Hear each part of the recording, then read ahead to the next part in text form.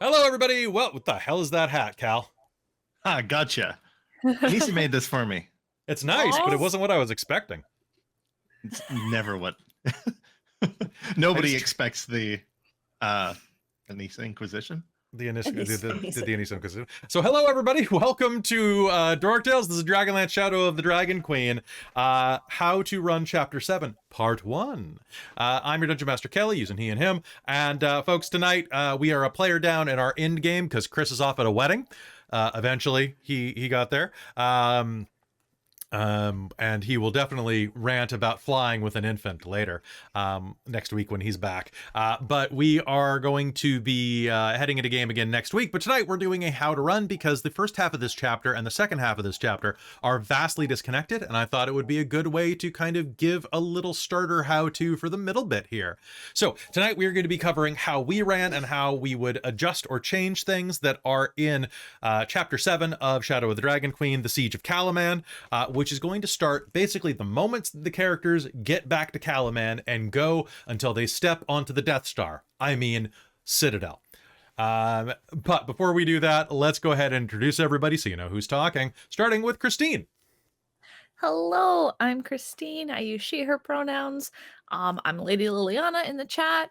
And in this game, I'm usually in blonde and playing Kelara Vingard, our human cleric of Mystical.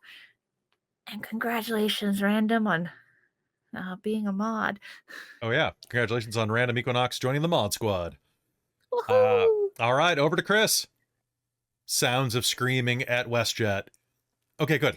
Down to Robin. Hi, I'm Robin. I use she, her pronouns. I am second gen gamer in the chat. And I usually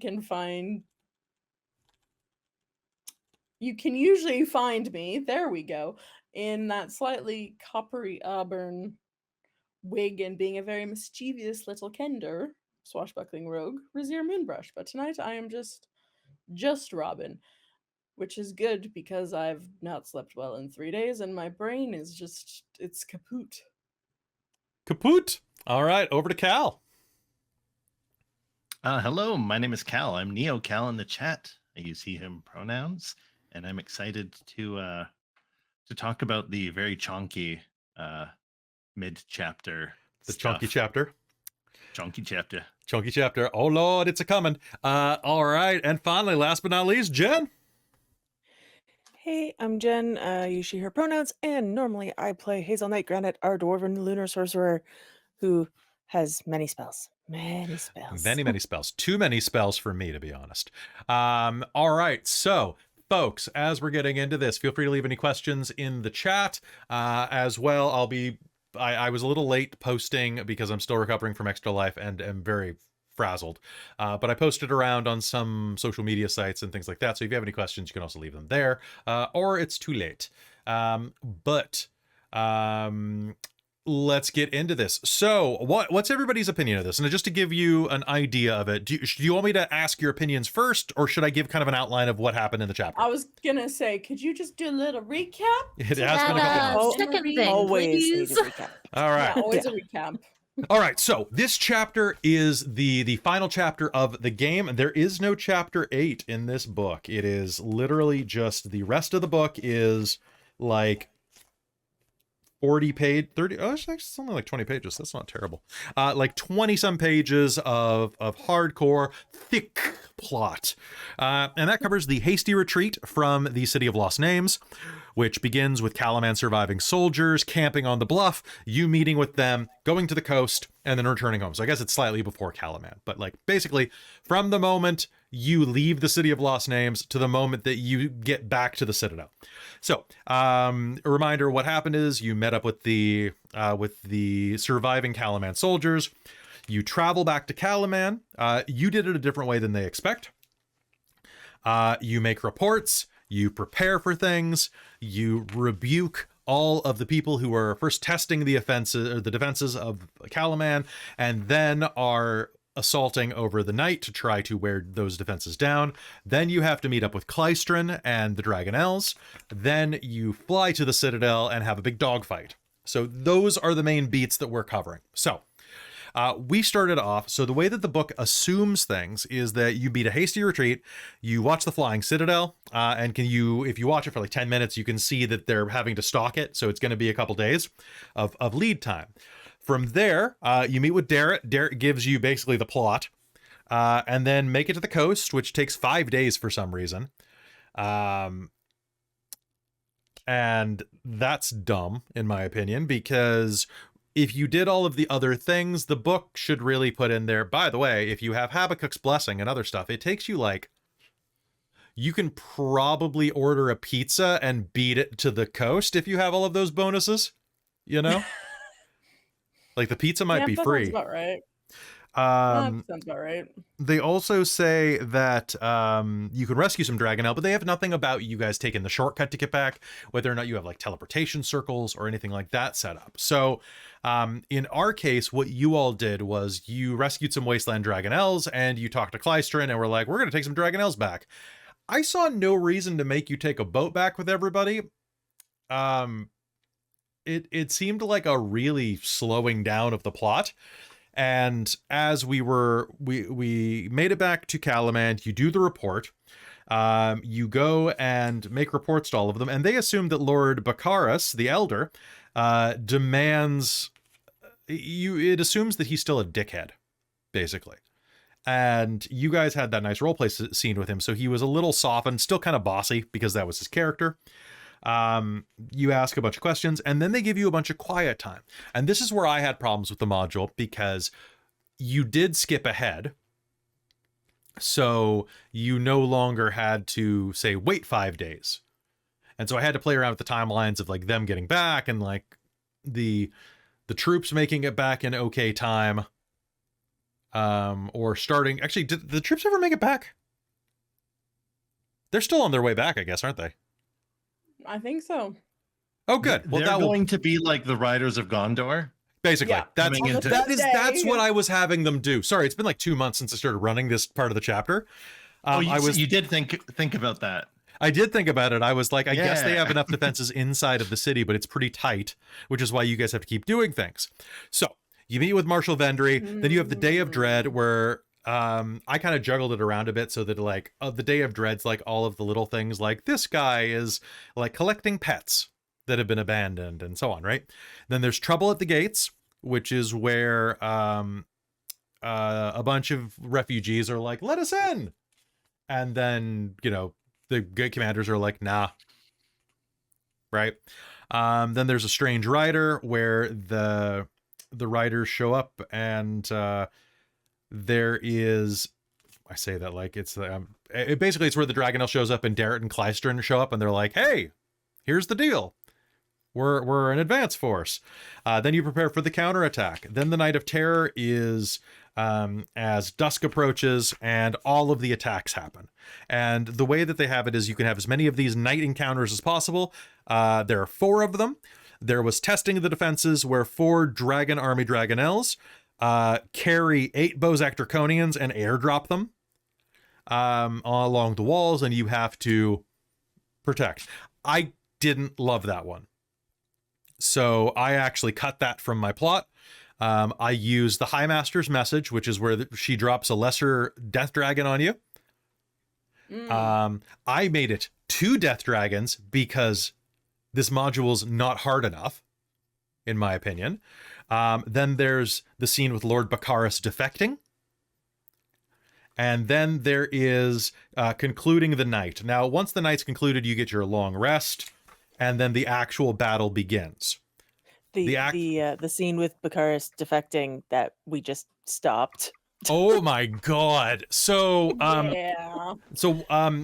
after that is the actual Battle of Kalaman, and that's when you are fighting along the walls, you are repelling death dragons, you are stopping assassins, and then you have to get gnome flung. Okay? So why don't we jump in?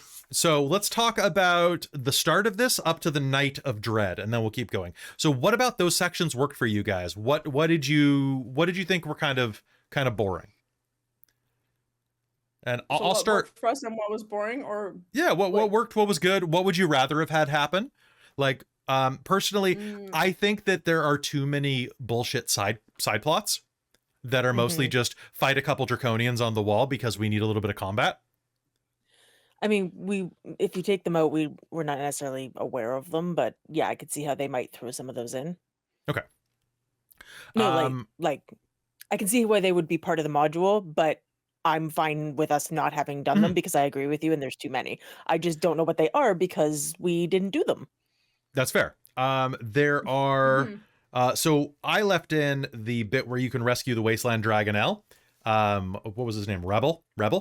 From the Dragon Army officers, which you guys mulched so quick in that fight, by the way. That's the one where I didn't even get around before you killed them all.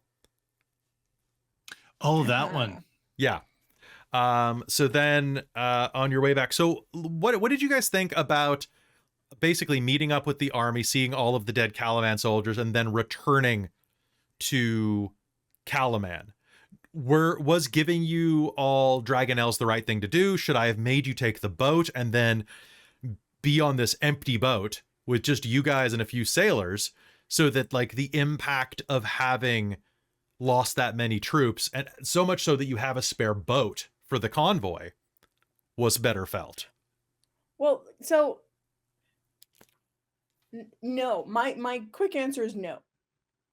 Because again, there is this threat. We want to get as far ahead as possible, and you gave us a really hard persuasion check to get those Dragonels. Like Christine did the sending and rolled a persuasion check to get that and rolled really well.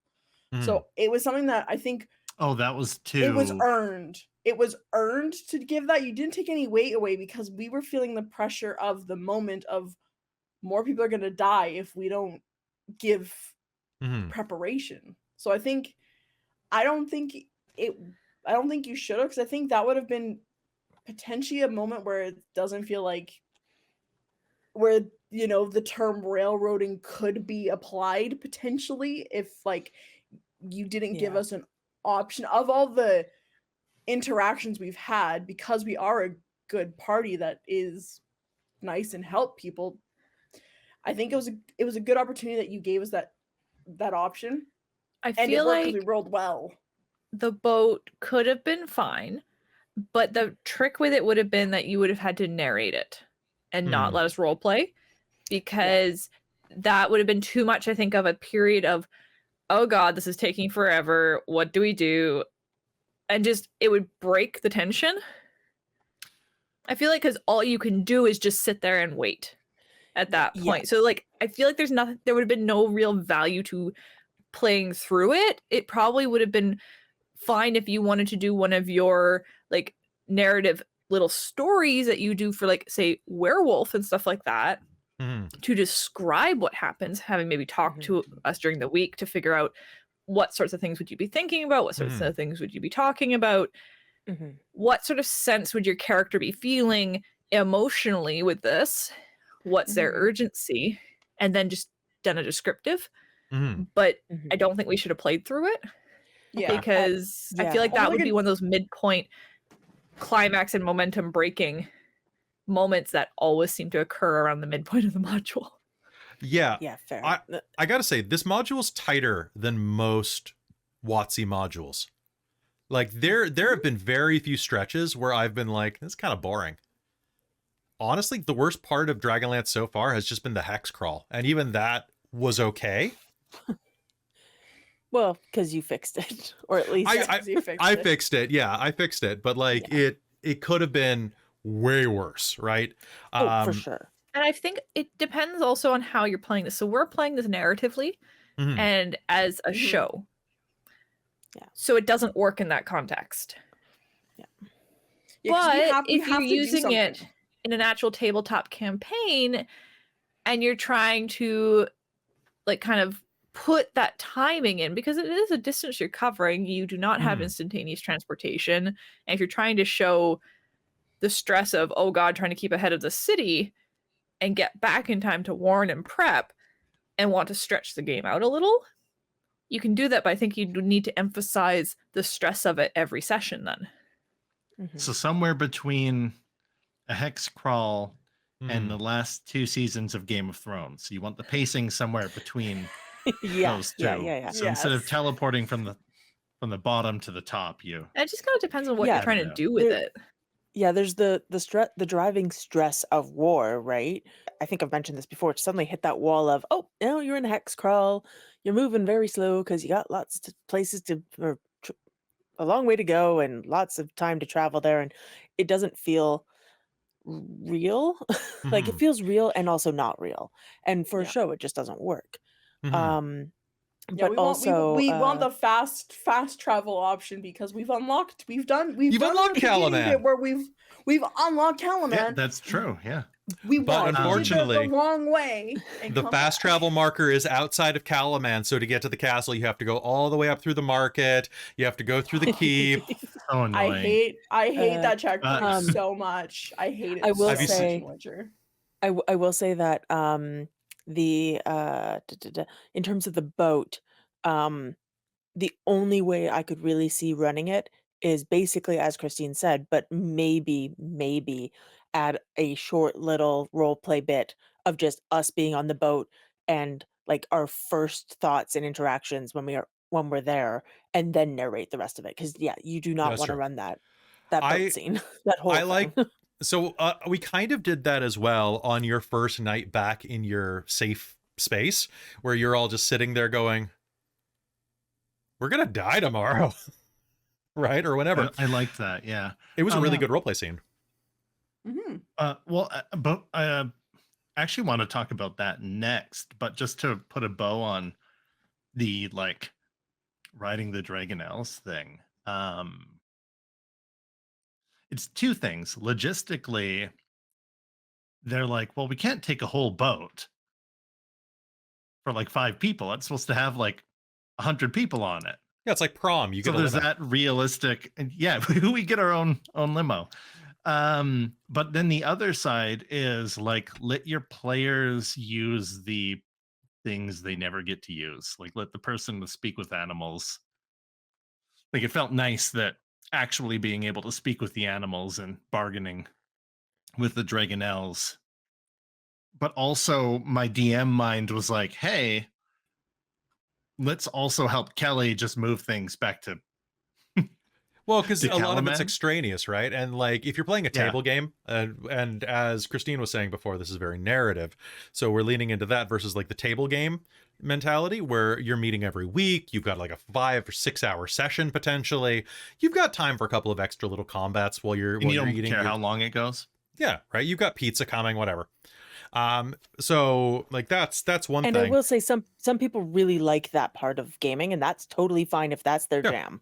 Yeah, but that's not what you're not going to watch that probably, or listen to it while you're painting or whatever people do. So Also, it's just cool, It's cool, Find them yeah. back to it's cool. it's cool. You get, it's like taking motorcycles back, right? So you go in. Well, and like you get to do cool things that you like. Christine got to use sending to convince that, and we found, and like Cal through that found out that Dragonelles understand common, so then we could talk to our dragons during the really intense fight scene with Red Ruin, and we could actually in character know we can tell our Dragonelles what to do. Yeah. So it was like Which- it was a good moment to find something out about the. Was that a Kelly thing or like an No, in-world thing? It's an in-world thing. They can understand Oh, common. cool. And I do wish that they, since you're going to be flying Dragonelles and you're going to be mounted, I wish they would have given better rules for mounted combat, because like we had all that trouble looking for mounted combat rules when we first started this campaign, and there aren't really very many good mounted like flying combat rules. And I feel like barrel roll definitely needs to be one of those rules. Right. Oh my I feel God, like if you're gonna yes. write a module about some sort of war, you should put in mounted combat rules, even if the system doesn't have them. Add Also- A them. little appendix, and, just like, like a little sometimes, like, yeah. chart. Yeah, and sometimes you use the potential, like when we're shooting up at someone on a Dragonelle, that like cover is a thing. Like there should be that as part of mountain combating, especially on something with wings that you Mhm. potentially have. You get half cover on something or quarter cover that you get this bonus to AC. Like you should make rules for mounted combat. They could be really in a basic war ones. game. They Yeah, I'm could. Super with you, basic. Kelly. like sometimes less is more, but like it doesn't mean that you can't just throw in, hey, if the players want to do this, treat And it like it can this. even just be an optional thing. Like if your players end up wanting to do mounted combat or whatever, right? Mhm. Here's some quick and dirty Yeah. rules you can use. So, and I think Mhm. those would be really, really handy. Basically, we had it do the basic rules of that the mount could do a dash, disengage, or Dodge, I think. a dodge, but we also say that it could do opportunity attacks. Yeah. Because it's sentient. Like it knows that if this Dragonelle, it's going to take a piece out of it. Because also those Dragonelles suck. We could have done more. Like we could have had it actually be like a combatant. But I also tended to make Dragonelles that were being ridden, not combatants. That would feel like padding. I think that the Does module's make meant to do that sense? though. Like, Well, but they also Really? decide that, yeah, I think so. I think that they're including those in the challenge ratings of these fights. And I think that the Dragonelles are also meant to be treated as dragons for their riders for purposes of advantage on all attacks, which is something that I took out. That said, I do count Dragonelles for purposes of Dragonlancing. I also count Death Dragons. I also count Draconians because they're made from dragon eggs. I count all these things as Dragonlanceable. And I think you it should would be too. silly if they weren't Dragonlanceable. Like, come Well, on. they're technically Right? humanoids, Cal. A death They don't dragon is just not a regular dragon. lance them real hard. Yeah. Yeah. No, Paladin knows the difference. Like he, yeah, right. Paladine's up there just being like, not dragony enough. No. No. Yeah. Now, No, that's not like, worthy that's of my amazing. wrath. That's No. 30% dragon, so no, it's okay. I'm just not gonna. You need at least extra. 60% dragon or nothing. Are Dragonborn C's humanoid gets or D's. a Dragonborn These are, I believe they're these. humanoid. Yeah, or they're monstrosities. Let me double check. They are humanoids. Oh wait, no, hold on. They are monstrosities. I still count them as dragons. or is it like one of those things where they choose, like they're dragons for spells that benefit them, or they're humanoids for? I don't know actually. Yeah, they're humanoid. Have you heard yeah, that rule before? I have. They're not. They are just humanoids. I will say though, Red Ruin, treat her Dragonelle as a dragon for purposes of her ability. If anybody should have the Draconica Devotion active, I don't think it's just run-of-the-mill soldiers, but she needs to be. People have said that they think of her as the Boba Fett of this, and I'm like 100%, because she's going right in the Sarlacc pit. Yeah, No, she's not. She's throwing Riz in the Sarlacc pit 3 times. No, you just got Han Solo'd. Okay, you survived. Imagine the chapter finale of us having to get Riz out of Carbonite. Oh. No, it would be Godfrey and Carbonite, because then you'd get the I No, love you. I know. Right, No, right. see, It'd be gone. Well, I mean, there's that, but there'd be a little Riz version, and then we'd be like, we have to get her out, and she'd just be standing next to us, like, what you doing? Man, what you doing, guys? Okay, What we're the all in fuck? agreement that Riz is R2D2, right? Wait, what? Riz is R2D2, because you're Yeah. sassy and small, and you always end Yep. up where you shouldn't be. Yep, Where you R2D2 is the most powerful character in the series, so don't think I'm putting you down. it's true. That's true. That's true. I'll take it. Aurontiros. Who's Aurontiros? probably C-3PO Luke speaks many languages. No, that's true. That's true. Is and weirdly real- oblivious at points. and was a real Yep. coward in the beginning. Yeah. You say coward, but I don't recall. Well, or you remember played playing him you played him a little like skittish about combat in the beginning. No, he was very No, Pacifist. he was very he was Okay. pacifist. He was Okay, very life- pacifistic. Yeah, Okay. yeah. I played them very.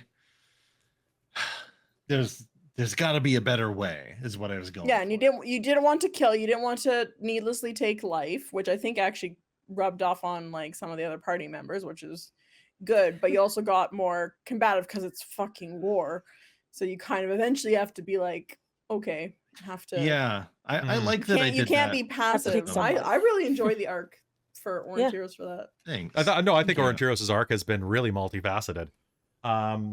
He's So- not like typically bard enough to be like Lando. Like if we're still talking Star Wars, like I was like, we're oh, always Lando talking Star Calrissian. Wars. Lando Who's- Calrissian, and I'm like, no, he's not like that typical Who's Luke? swashbuckling. Is it Godfrey or is it Kelara? We don't even have It's gotta be Kelara. It's got to be Yeah. Kelara. She's the yeah. one that got the Yeah. magic powers. Well, and all the also time. she's the The farm girl? the naive village kid type, right? Wait, is Which is what Lev Luke was. Levna Yeah. Han? Ooh. Is Hazeal Chewy? Yes, yes. Yeah, Sheer yeah, strength yeah. and power, and just like Zap. fuck this. 100%. Yeah. Or Godfrey's Chewy. I don't know. One of those two. Oh, and that means Green Shield was Was Obi-Wan? Obi-Wan. Yeah. Well, hello there. Yeah. Well, hello there. I say in my Scottish voice, hello there. I guess Godfrey's kind of like Leia then. He's a princess. But Aurontiros has a little bit of Leia in him too. Yeah, I can't really place them. It's like one of those things where it's easier for me to place everyone else's character. Yeah, than yeah, that's fair. Yeah. That's my fair. own. Yeah. If Aurontiros is more Amidala than he is. Oh, I can see that. I can Yeah, see that. right? Yeah, that's fair for going into 'Cause, like, for going Kalara's, into like- prequels. Kalara's like movie 1 Rey, kind of. Like Force Awakens Rey before the power creep. A little bit. I can see that. Anyway, back maybe to a little. maybe a little. I think it's a blending. I think it's like it's a blended vintage right there. Yeah, Mhm. I feel like Ray is a lot more obstinate, headstrong, knows what she thinks she knows, and Yeah. Fair. a 'Cause I bit also more think like Godfrey's a obstinate. little Luke as well. Yeah, Like- he yeah. gets the magic in terms sword. of- He's noble. well, yeah. and the naivety and Mhm. Yeah. and the like buddy cop with Levna. That's fair. Yeah. Yeah, All right. Levna's Han. Godfrey's definitely. And if Oh, you're yeah, about to yeah, leave, that's a good point. if you're about to leave a comment in the chat about why are we talking about Star Wars, because Dragonlance is Star Wars, guys. You search your feelings. You know it to be Everything is true. Star Wars. Everything Yeah, is you Star know it Wars, to be true. except for Star Wars. Yeah. It's not. It's more of a Western these days. No.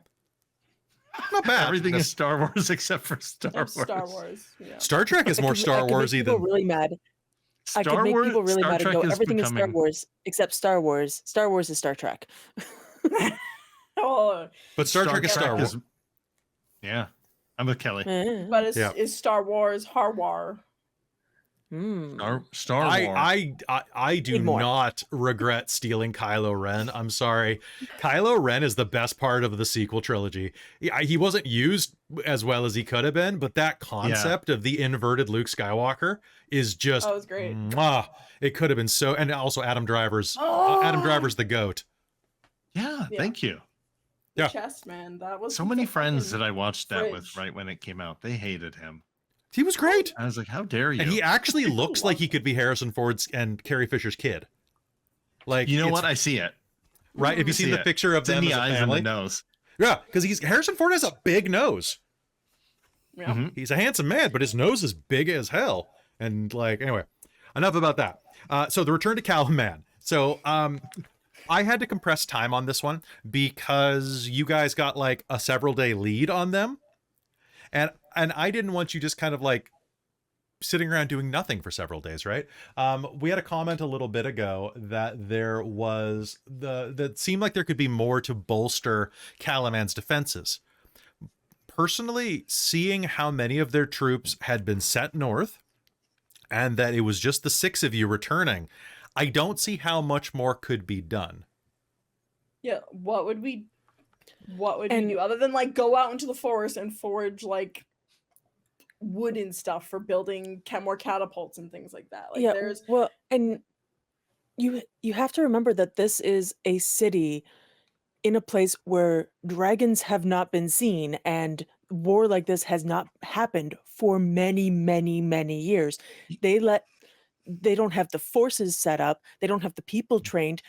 At best, they're going to have villagers with rocks and slingshots and spears, and that against a dragon army. You It's don't not have gonna the do well. anti-dragon ballista set up. Yeah. But I mean, Right? they Yeah. got some ballistas. They're more anti-personnel ballista, anti-dragonel ballista, maybe Yeah. not anti-dragon. yeah. Eh, But it's like- there it's was like, an what can we- anti-dragon. yeah, but like that's the thing is they've not had flying enemies. Yeah. So why would they be able to prepare for it? Like it might Yeah. even be like completely screwing with them to even try and come up with like actual defenses to it. Yeah. Yeah, and you guys And- said like, Right. oh, we want to help. And I tried to run a couple scenes of you guys like going around and like bolstering morale and things like that. Because at that point, all you got to do is like make sure that the children and infirm are put somewhere safe, Mhm. which is always the crypts I liked that. according to Game of Yeah. Thrones. And that everybody else is just kind of ready to die. Right. And Yep. like, Kelly, I know we don't have an accurate timeline for this module, but how long do you think it's been since we first met each other to where we are in game? Is Random in the chat? He probably would know. But would say At most a couple months, right? I would say, yeah, I would say 60 to 90 days at this point. You know what? No, I wouldn't. I would say 30 to 60 days at this point. Yeah, I was gonna Yeah, that- say because we did about a couple weeks to a month, maybe worth of hex crawling around. Yeah, it was about a month of hex crawl, I think. So I'd say Or something like that. probably 2 months. That's what I was thinking. You're Yeah. not gonna bolster anything properly in 2 months. Yeah. Well, and only with like 3 days. So I think that that's probably for the best. I it's rough, right? Like you could tell your knowledge of dragon of like draconian so that they know get the hell away from these guys, they explode into balls of lightning. But then you have to teach all the troops to recognize the different colors of draconian in firelight, which is probably not very easy. And Yeah. like And also y- yeah. even before you add in dragon fear, you're gonna get people just afraid and breaking ranks and running away and That's true. and then Yeah, dying because when you tell them how much we're kind of up against, it's like there's no point in spreading fear. It's not a kindness at this point. It's not gonna help. It's not gonna be better. It's just gonna make people scared, and and then you add dragon fear. can't- So then you had dragon fear.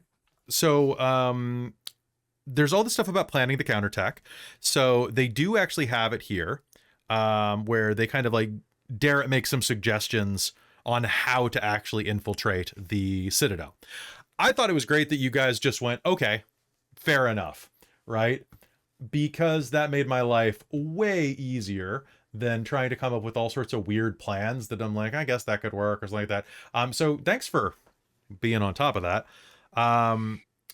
So then Clystern goes I mean, and I think we were like, how are we gonna do that? It's in Yeah, the so- air. This place has no flying besides Dragonelles. How are we supposed to get up there? Please tell us what to do. And that's why the Dragonelles kind of worked, because it's like, oh, we like made friends with some of them, so maybe they'll come back.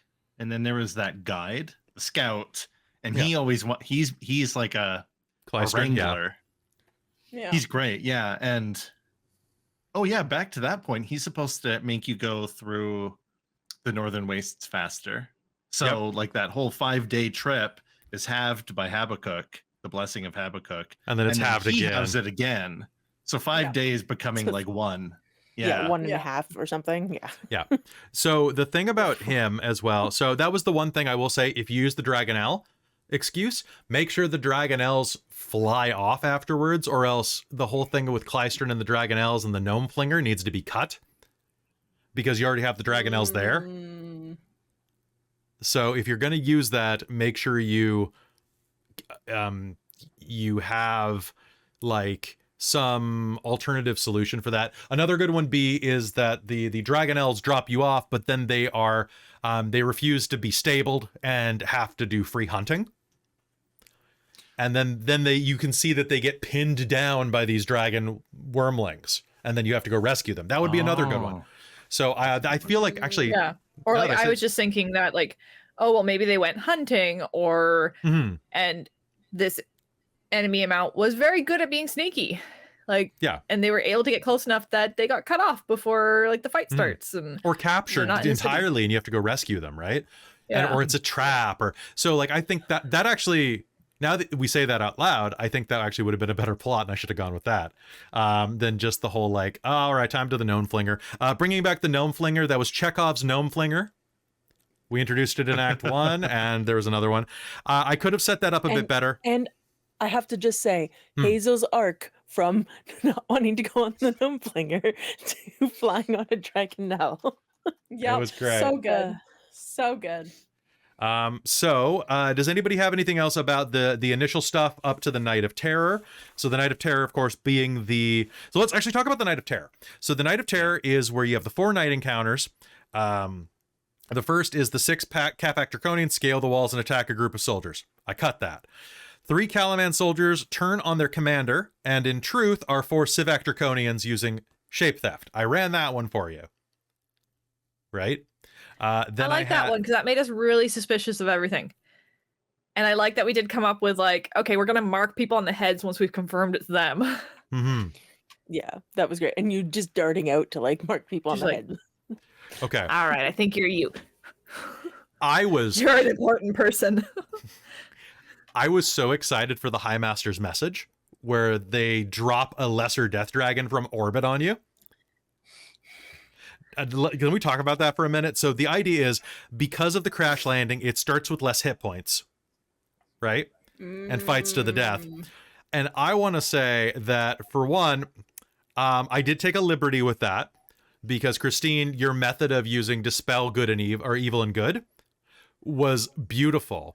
And the thing about that is it sends you to your home plane and you were thinking, oh, they're from the Shadowfell. Yes and no. That was one of those ones where it was like, I mean, kinda, sorta. I mean, these flames are basically from the negative energy planes. So I don't see why that wouldn't work. They seemed very similar to some of those things we encountered from the Shadowfell with that weird negate mirror thing. I feel like the cataclysmic flame is connected enough that would have worked. And that was me making a lore call, okay? I thought that was a great move. I thought that fight was really fun and frantic. I spent that whole second round panicking after I set that up because then all of a sudden it's moving off the ground. It's moving away more than 30 feet away from me. Oh shit, get it back down on the ground, guys. Ah! And this is And then I didn't realize what you were doing. So Riz is like riding dragons because that's been her thing. And then I was like, and then Cal's like telekinesis. Oh shit. Is this gonna Nice. put Riz out of existence example to of teamwork. Shadowfell? That's a good example of communicating out of character on the side and delivering the show, the peek behind the curtain or whatever, right? Like, hey, I have a plan, but I need to be able to touch it. Yeah. Okay, got it. Right, so then I can do the telekinetic thing, and then it comes out so dynamic. Not to pat ourselves on the back, but Oh no, Right? we should be patting ourselves on the back. That was pretty epic. I love just rip it to the ground and spike it on on something. It's a good combo. That was And, pretty amazing. Can I do this? Let me find out. And it wasn't about doing as much damage as I could to it. It was about getting it onto the ground for you. I didn't know why, but I just you need it on the ground. Okay. Here, I'll pat Get it you on the within back, range too. and I need to Nope, touch it. didn't work. Yeah, and so that was really dynamic. And the peek behind the curtain, being like, hey, I want to do this, or hey, it keeps landing up on things or flying or whatever, and how do you get to the ground? And I'm like, well, I took telekinesis, and the in-game reason for that was because he had to move 1,000 gold back into the bag of holding after dumping it all out. And it's like, there's no way he's going to sit there for 6 hours in the So night you learned a going new 1, spell instead. 2. And so Oh my god. Can you imagine just moving 999 and trying to cast a spell that requires that many? And you're just like, I mean, honestly, I took the last spell I got, I took it specifically for in-game reasons. as you should. yeah, it's fun. And then it worked. Then it worked out. And from I read up on it and I was like, oh, it's a little bit better than I thought it was. I don't know what restrained does, but I forgot to mention that the dragon was restrained. But it was kind of more dramatic because the dragon ended up going and pinning Aurontiros in that battle. And I forgot that telekinesis keeps them restrained, which I Oh, think this stops would have them from gotten moving. advantage on Yeah. those attacks. Yeah. But it, so no, it ended well, up being we- more dynamic and scary that I didn't we done know what killed the it spell well did. anyway. Oh yeah, we Right? done killed it very well. do you think that was it better that there were two of them? Yes, Right? because Godfrey Okay. we wouldn't have had a fight. Godfrey would have Yeah. mulched the first one like he did, and then we got to deal with the other one Mhm. because Godfrey and Yeah. Levna with their Dragonlance and crit every roll And because Levna's a multi-attack champion just fighter so and much now. multi-fighter. that first one. Like we Right, wouldn't have had a dragon to fight. So like Godfrey and Levna would have had a great fight, and then we would have just been like, "Yay, guys!" Well, and the we gotta fight a reason- dragon. Well, the reason I even used the Dispel Evil and Good was because Godfrey mulched that one before I could cast Dawn on it. Dawn's a I good was gonna spell. do it right there because it was like this huge area. I'm like, great, lots of Yeah. space. I can do it, and We'll people can we'll walk get up to it and to still poke it. we'll get to Dawn in the last half of this because there's a YouTube comment I want to respond to. We'll get to that. And I want to do it verbally so that I can be understood. It was a fine comment. It was just a discussion about things. Okay, so I thought that was really good. Let's talk about Bakaris defecting. So in this, you get a message saying that the gate's being opened on the Warrior's Gate, on the southern gate. You go there, and it looks like a bunch of traders are opening the gate to let people in because there are dragon soldiers on the outside. What's actually happening is Bakaris the Elder is defecting with 6 supporters and is joining because he got a letter from his son. What do you think of the way that scene went down? There wasn't much of a scene. What, I was what saying, scene? what's scene? So the scene that Go was ahead. where you had the Bakaris BQ. Yeah, I was I gonna, think that's she what I'm was saying. joking What because- what That's why scene? we're Because I just joking. went boom. Yeah, It that was was gone. the joke. That's the joke. Okay, so what do you think about the result of that, though? Do you think that for one, what do you think about Bakaris defecting? Do you think that's a reasonable decision for him, or do you think, because I had to work with that with the role playing that you all did with him in the woods, and Yeah. I feel like it is Honestly, reasonable yeah. because he was so invested in his son, and he was so upset Yes. in that role playing scene because he thought his son was dead. so Yeah. you know the entire reason they're in Vogler to start, right? Yeah, we know from the beginning, like they fucked shit up and they basically got kicked out. Bakaris the younger fuck shit up. Yeah. Because he killed a Yeah, guy he's been covering. Yeah. He's been Yeah. covering for his kid for like years at this point. Yeah. Yeah, it's classic. Honestly, it's classic enabling parenting. Classic rich enabling parenting. I love that he died and from where that. he's just so wrapped up in his son that But I love that it led to his Yeah. downfall. It was a very Shakespearean death, right? It was that that's a moment good- of like Well put.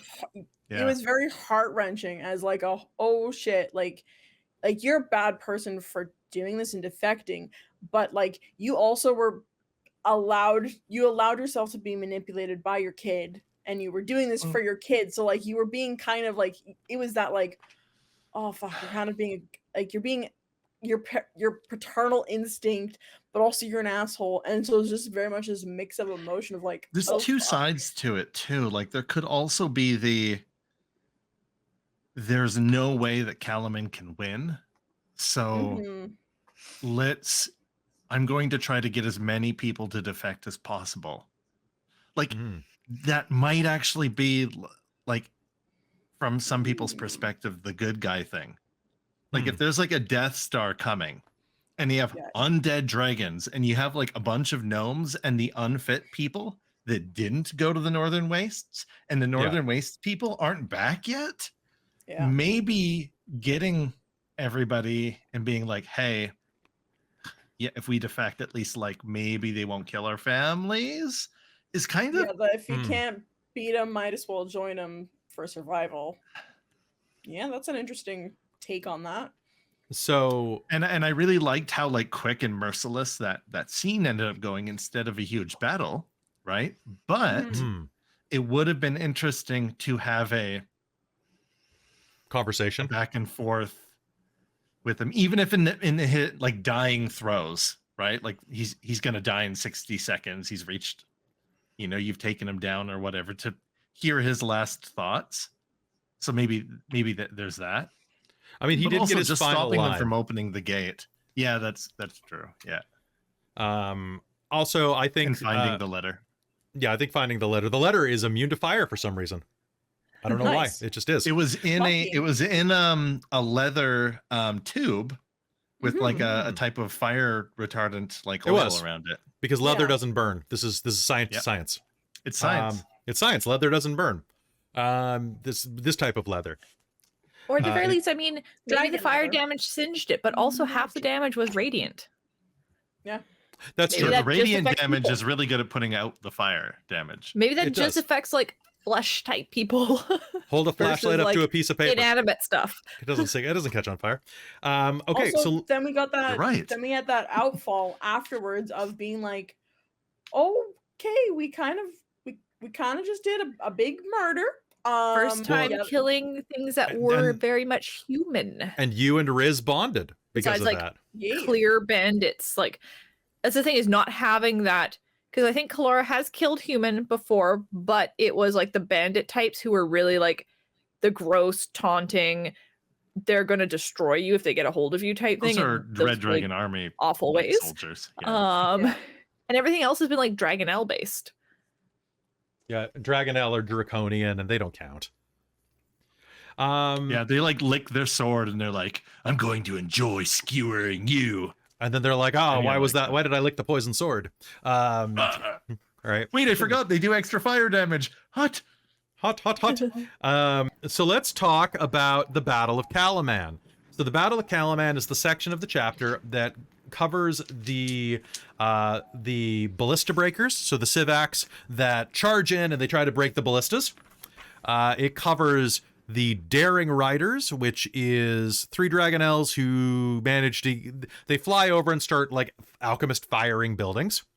It covers the Draconian Assassins that try to kill somebody of importance. They leave it up to you. And the Death Dragon attack, where another Death Dragon shows up, and by the time you get there, it's already killed 4 Calaman soldiers and turned them into zombies with its breath. Okay. I only used 2 of those because I thought the Death Dragon attack, another Death Dragon the second half of the episode would have been too much. Right, I felt like that would have been a little, like, we just did a Death Dragon. So yeah, that's a bit repetitive. Like, and like- the fire bombers just felt a little. I didn't love it. So what I decided to do was I ended the previous episode on you hearing that you were being attacked, and then I started it again with you already defending on the wall, like Lord of the Rings style.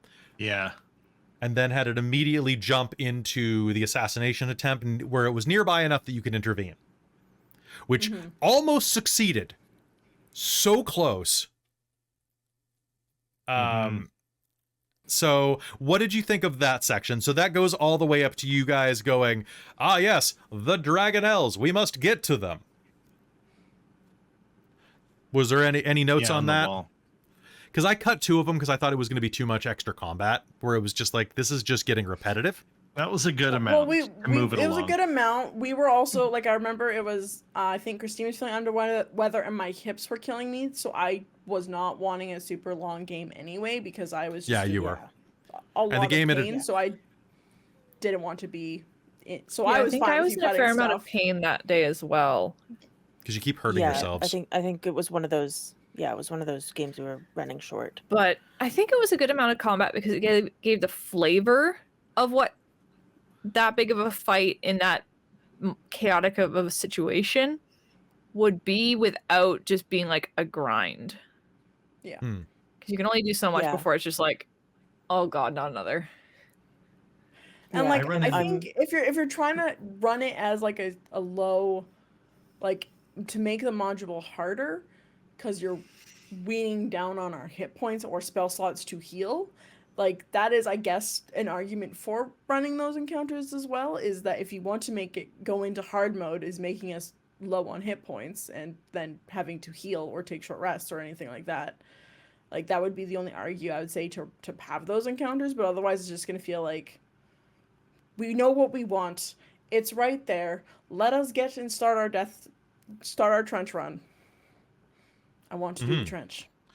So okay. So are we good with this? Want to skip ahead? Well, I don't think there's anything. Actually, I have two please. comments because I actually need to backtrack for a second as well. Oh yeah. Because I just realized something that I forgot to comment on. But first, I wanted to mention that I'm just really glad that you let me do what you let me do, because dwarf legs are short, and I would never have reached combat if I could. Using your special mage power, yeah. Can I look?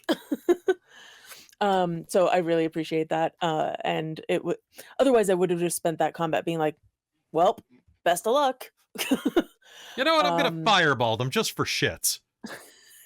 If he's gonna die anyway, let's just yeah. I have an announcement. What? For an extra life goal. What? If I either this year or next year, if I get to 1500 USD, I'll tattoo needs more hardware somewhere on me.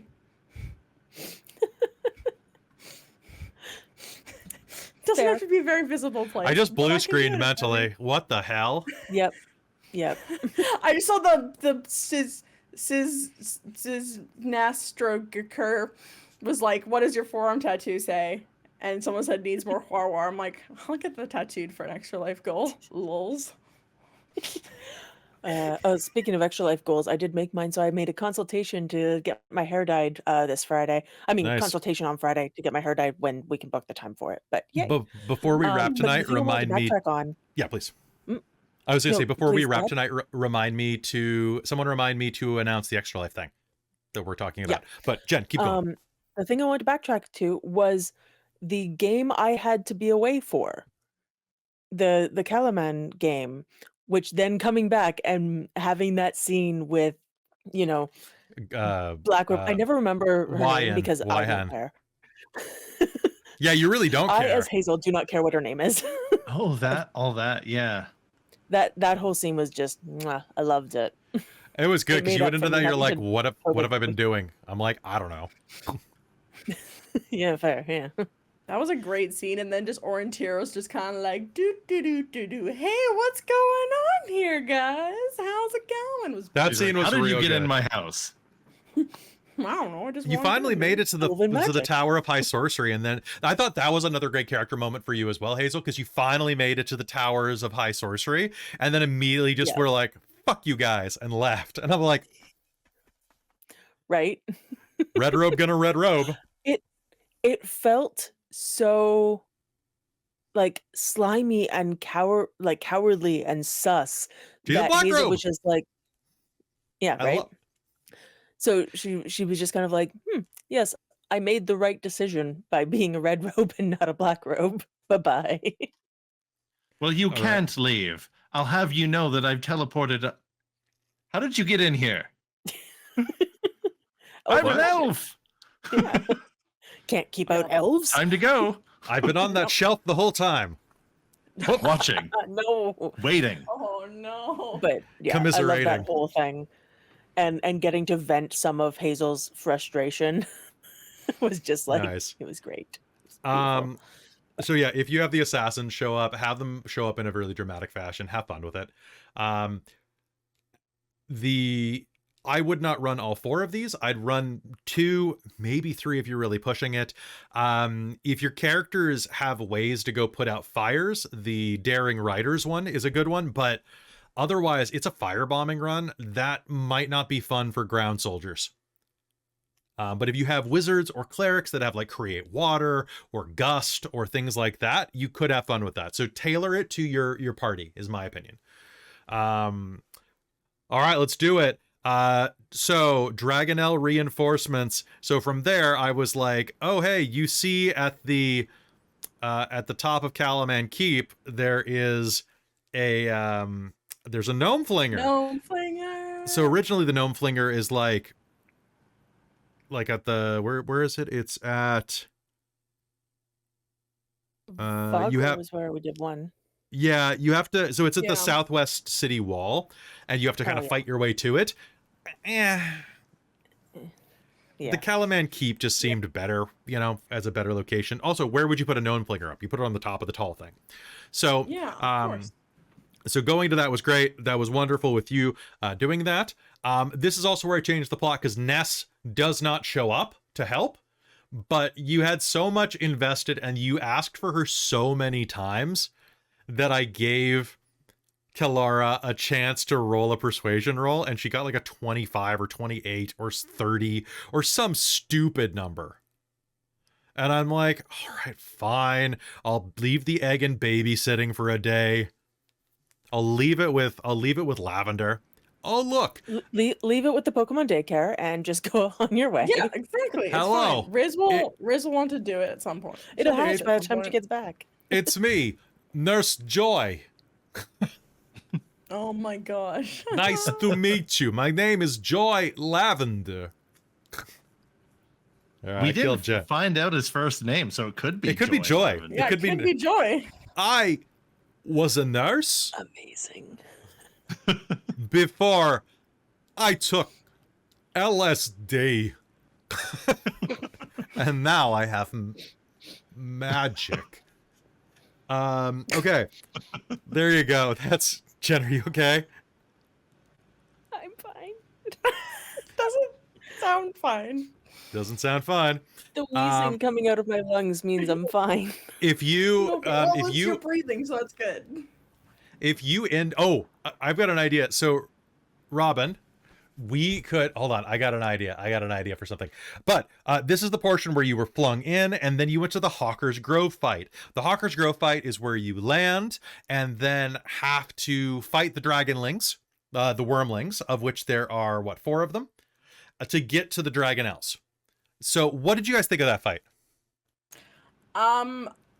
Personally, I think my request to do a prep round accidentally got turned into a round of combat, so that felt a little chunky at the beginning of the fight, but then after that was a lot of fun. But I think the trying to prepare as we're going in and get a couple pot shots off was a bit because I asked mid-game about that, so that was a bit of a slightly bulky start to the combat, but after that, Were we in parachutes or gliders?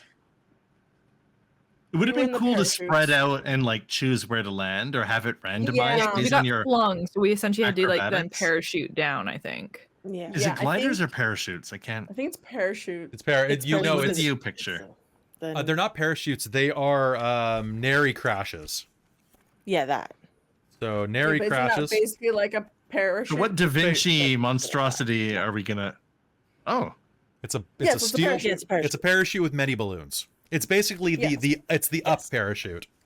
But we're not gliding in on the glider. We're parachuting and falling. Yes. Yeah. it would have Hold on been 1 sec. cool if there was like a Spread out. randomized way to like spread out, because it kind of felt like you land in a grid, which is perfect for these like baby dragons to Breath like weapons. breath attack. So Yeah. they say everyone. they do say that like when you will land in that location unless once the character blah blah blah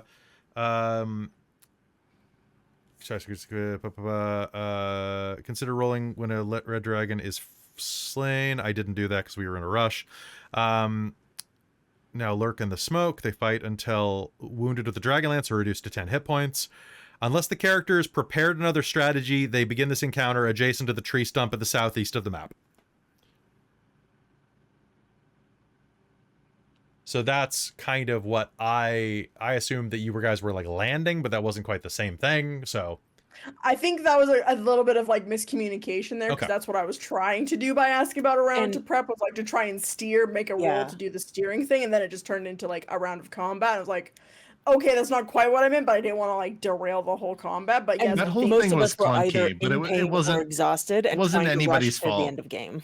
yeah, exactly. check the team chat real quick.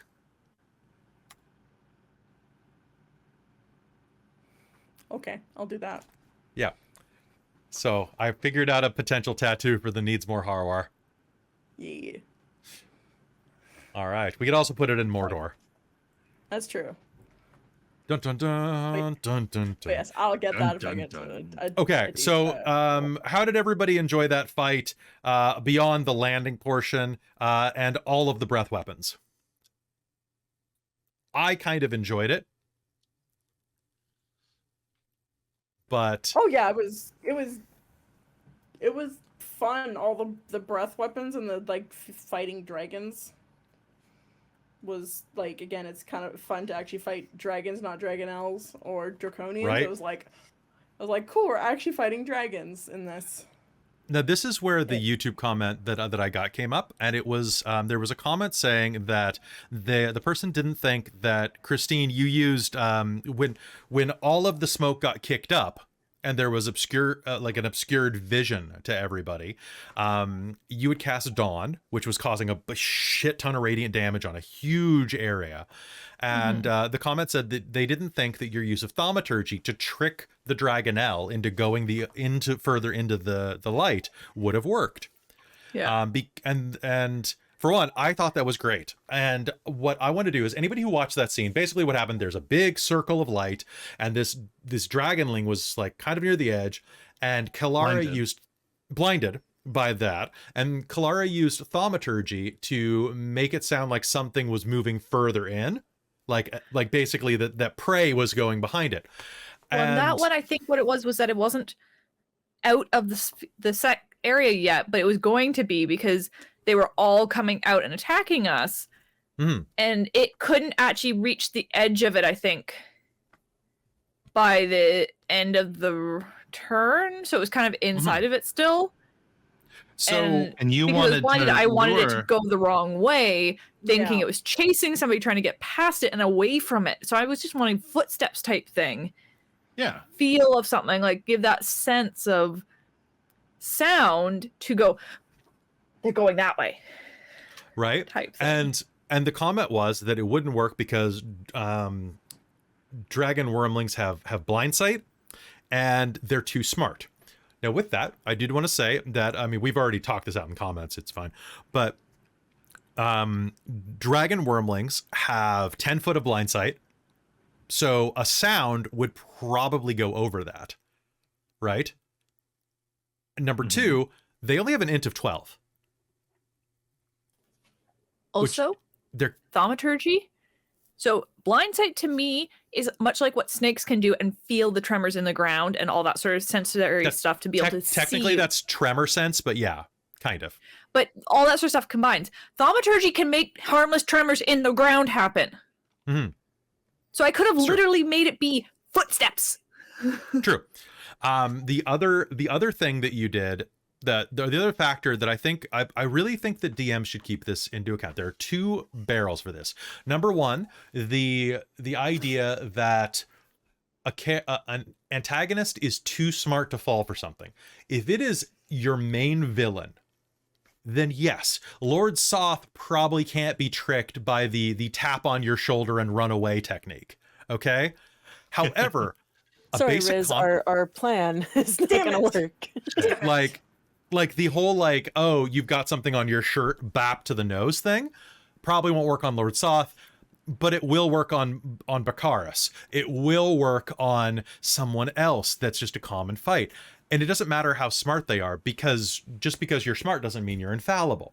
And I think this is a trap that a lot of DMs, particularly a lot of novice DMs, go into. They think that just because someone has int 18, int 20, it means that they're too smart to fall for tricks.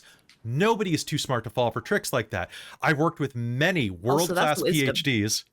It's that's wisdom, not int. You can be very, very smart int-wise and have no fucking common sense. It's Street smarts, baby. Street smarts, baby. Right. It's hard to pull one over on clerics. They're like, you have something on your shirt, and you're like, I know. It's same as you. It's God. You have red on your shirt. God. I know. I killed someone. Right? They just do prestidigitation without looking at anything else. Like, yeah, it's gone now. Yeah. So remember that it's like, if you're saying that they're too smart for that, you were depriving an entire layer of role playing for your characters. One of the things I always strive for is to have my NPCs and antagonists be fallible. If you have infallible antagonists, they are boring antagonists. And you are not telling a story with your party. You are enforcing a narrative as you believe it should exist. And maybe that's the way your table likes to run it. Personally, I have never had fun when I've played under a game where an antagonist was immune to every power, you know, had maxed combat stats. Like I What's played the a lot point of of playing a resistance to charismatic everything. character then? What's the point of playing a bard if you can't trick anybody? Like Yeah. that's And the the- whole point of stuff like College of Glamours is tricking people. Mhm. And yeah, What's the taking- point like, of having taking the anything actor illusion or feed. disguise Like, self why is if you the- can't trick somebody? Yeah. And that's the thing. I had Kelara roll a deception check against the red dragon, like, and she blew it out of the water by like a factor. Like she rolled like 5 times what it did, or something like that. The other thing to remember is get inside your antagonist's head. I am a red dragon child. My entire life, which has been like a month at this point, probably because Your dragon eggs mom are just, abandoned you, dropped you in this forest. and I still know that I am the smartest, coolest, greatest thing on this planet and will one day rule the planet. And if someone tricks me, I am too proud to admit it to myself, let alone anyone else. I'm going to chase that thing to death. Okay, because I don't know what the dawn spell is. I don't know that it's going to burn me. It hasn't hit me yet, right? I just Also- know it's bright and smoky. If your characters, even when they reach level 20, will still have to roll skill checks, your enemy should fucking well roll skill checks. Yeah.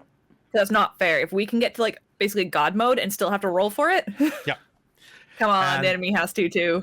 And Then the you're other, not playing D&D. You're not playing D&D at that point. You're Yeah. playing You're Talk. telling us And what's al- happening at that point. And also, if that's the first time Kelara, and probably the only time Kelara will use thaumaturgy in that way, or at all, middle of combat, like realistically, like, you know, at all, ever again, isn't it cooler if the player succeeds? Yeah, right? it was an interview. Like, shouldn't you reward your players for not just worrying Well- about like DPS? That's the thing. Is like most cantrips don't get used unless they're combat. Well, and this is a conversation I had with Robin. And Robin, you made a great point about this. Do you want to say it? Yeah, I'd love to. I was just gonna say that. I was saying for the issue with cantrips, especially the split between taking cantrips and taking utility cantrips like thaumaturgy, prestidigitation, mage hand, except for rogues, the arcane trickster feat, it ups the intensity of the mage hand. The But- archetype, yeah. Yeah, the archetype. The utility cantrips don't increase, but attack cantrips, you get more dice. So you should be, as your cantrips are getting better, means your cantrips that are utility should also be getting better because Oh. your firebolt is a It makes so cantrip. much sense. Thaumaturgy should be getting better as you're getting higher level because you're getting better. It's still innate magic and you're still using it constantly. When You should Kelly told me your theory do of things that, and Yeah, looking I at like it, that. thaumaturgy has 6 things you can do. You can only do 1. What about a 5th level? You can do 2 at the same time. What about an 11th level? You can do 3 at the same time. So you can really create intricate you go. illusions with it. I mean, but Yeah. that might be infringed on another spell, but there's a really easy, simple mechanical way to handle this. Give your player access to additional abilities like deceiving people with a sound. Give them advantage on a check. Give them Yeah. things like that. Like let them use those utility cantrips and make the effects be bigger, right? Well, the If thing Thauма- is, as a cleric, that's the only illusionary thing I get. It's true. I don't Thaumaturgy, get to fool people that way. you can deafen people with thaumaturgy temporarily or make it so they can't hear well. With prestidigitation, you can make an area warmer, right? You I can warm want close. like a really cool thaumaturgy where I can have multiple parts of it because then we could have a game where I'm a crooked cleric and runs fake seances. Oh, seance. That'd be good. That's what this is. That and some minor Basically- illusion right there. Yeah. Yep. Well, also Yeah. thaumaturgy. You And instantly magic cause an mouth. unlocked door or window to fly open or slam shut. Like you create a sound Put from a point Rizira of origin. Like all in the this sort of corner with stuff. some sheets. We all just need to have thaumaturgy, and we could be the greatest like trickster party of You guys- all time. Oh, we're gonna be Christine. like fake Ghostbusters.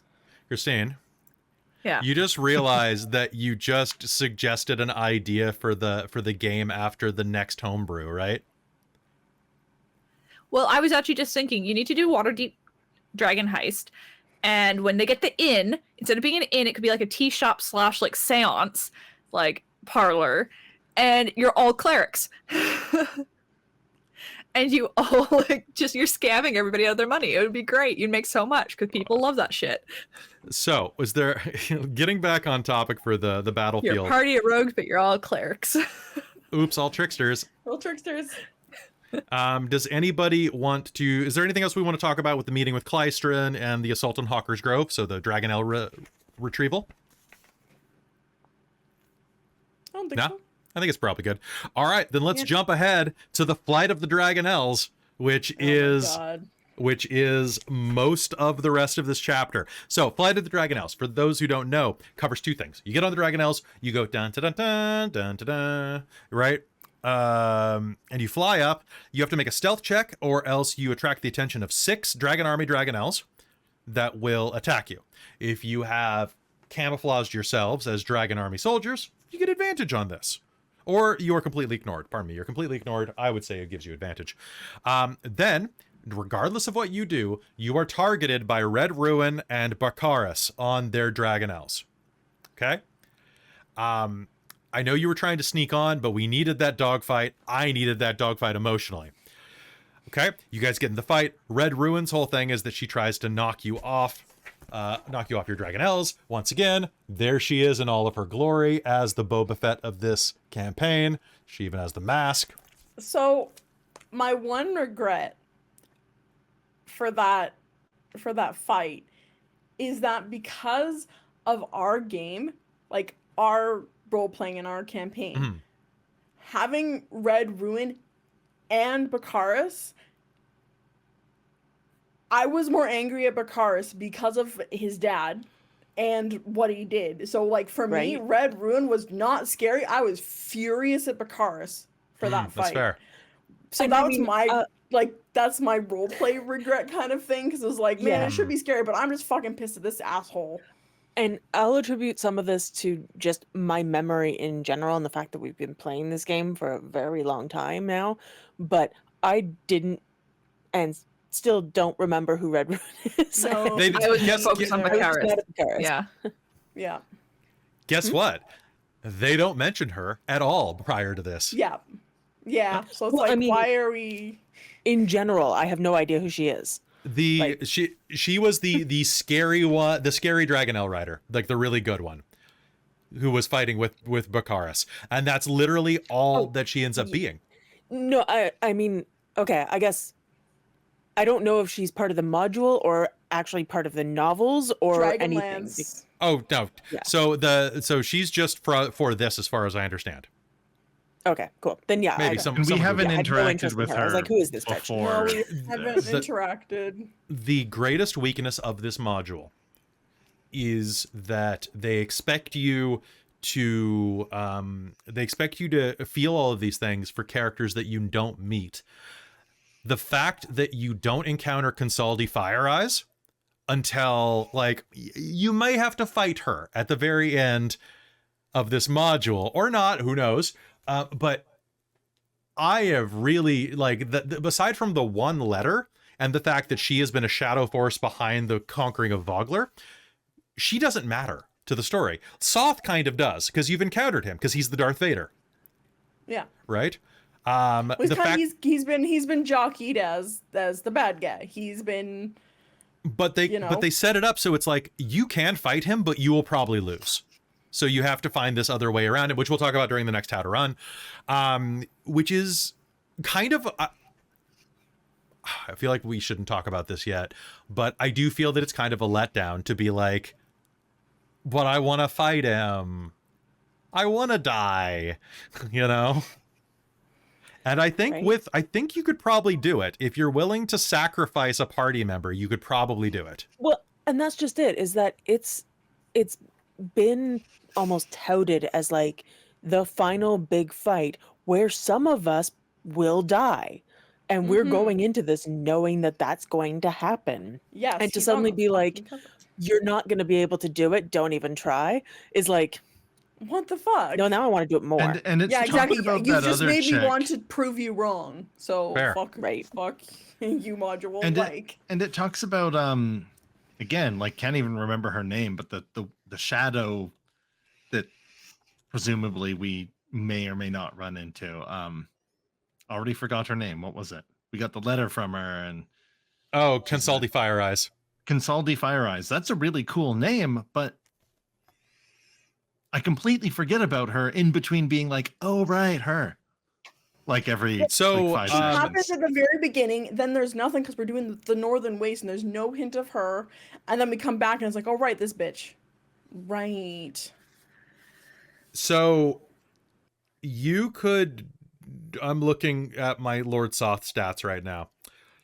You could theoretically beat him. I would not suggest such a thing without using the mirror first to give yourself a surprise round. Fair, yeah. But I want you guys to do whatever you think is right. This is like an Elden Ring boss. You have to go and find an item to give us a surprise. Have Well, you because any play that? I think that There are items like I've that in the not. game. Are there? Oh boy. I think the mirror actually would give you enough of an advantage that at least enough of you would survive to win the module. I will also say that all you have to do technically to win this module is bring down the Citadel. And if you Right. defeat him, you probably take the fire out, even if it's just one of you climbing up to it. Also, again, the final spell I took, which I'm not going to say a lot about because I want it to be surprised if it does. If I manage to pull it off, we'll see. But it's specifically for some of the big fights we've had. It's also very thematic, but for Hazeal. I'm very curious to what you took. I'll tell you guys in the chat, but Yeah. Okay, so I want you to do what you're gonna do. I honestly, the Lord, if you guys fought Lord Soth, that might be more cinematic than fighting Consaldi. Consaldi. That is such a tease. Like, not to fight Soth is such a tease for the module, in my opinion. I'm like, we're fighting fucking Soth. Dude's on the let's front of it. go. He's on Yeah. the front of the cover. Like, He's on both covers too, right? It's not he's they on, just I they know didn't double exactly. I was down. just gonna say he's on. They both. doubled down. So I'm not going to say anything more. I don't want to guide you in any direction. This is not a scripted game, even though we're a production, right? It's not scripted, but I want you to go and have fun and do what is badass. I know Levna would love to fight him because she's a Knight of the Rose. And They both screw him. Yeah, they're Godfrey both would too. Knights of the Rose, yeah.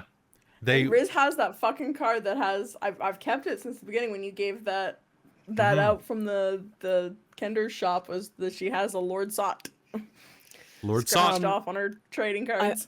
yeah, I'm also of the opinion that this is one of those fights where it comes down to, do we kill him? Like, do we end him now? So hopefully he either never comes back or takes forever to come back. Yeah. Right.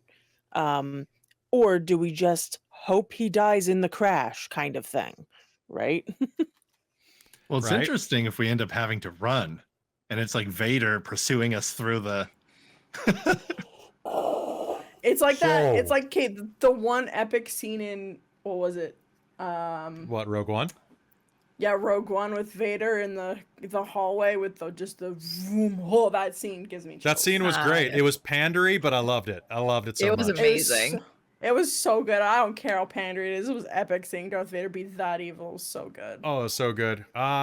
It's like the beginning of the Force Unleashed. You get to play as Vader with full powers against a bunch of Wookiees and rebels, and it's Whoa. like it's my not even favorite fair. Star Wars game. It's not even fair. Like Oh, you're that just like first opening level. Oh, where it's just like he's not fast. You walk like a serial killer, like a serial killer, like a yeah, you slasher. walk like Michael, but as the Wookiees and everyone like run at you, oh man. It's just it's a fun game, except for the thing with the pulling the space. That was the worst. The spaceship. Yeah, that was not good. I had to reload that. Like, Have you played it, Robin? Man. Or are you just being sarcastic? Oh, I thought you meant like Force Awakens or Obi-Wan, where the pulling the ships down for Rey. I thought that's what you're talking about. No, I'm talking about something else that was really frustrating. Wow. Cinematically. Cinnamon, my favorite. Cinematic. Wait, let me get my Oh. fang from the love boat, and I'll talk like this. Cinematically, I love Starkiller most. Starkiller's Love great. him. I love the Sam what we're getting like rolls. All right. So the Red Ruin fight, the only downside to the Red Ruin fight is that Bakaris survives. No matter what you do, he has to survive because eventually he gets killed by Tanis, I think. Yeah. Or Spoiler for the They book. find him and So then basically he what tries to- happens is Which he falls. I'm annoyed by that one. I am so it was sorry. Fuck. So it literally nebulous. says, Yeah. Yeah. hold on. It's the risky run having canon characters in a game kind of thing. Yeah. Yeah.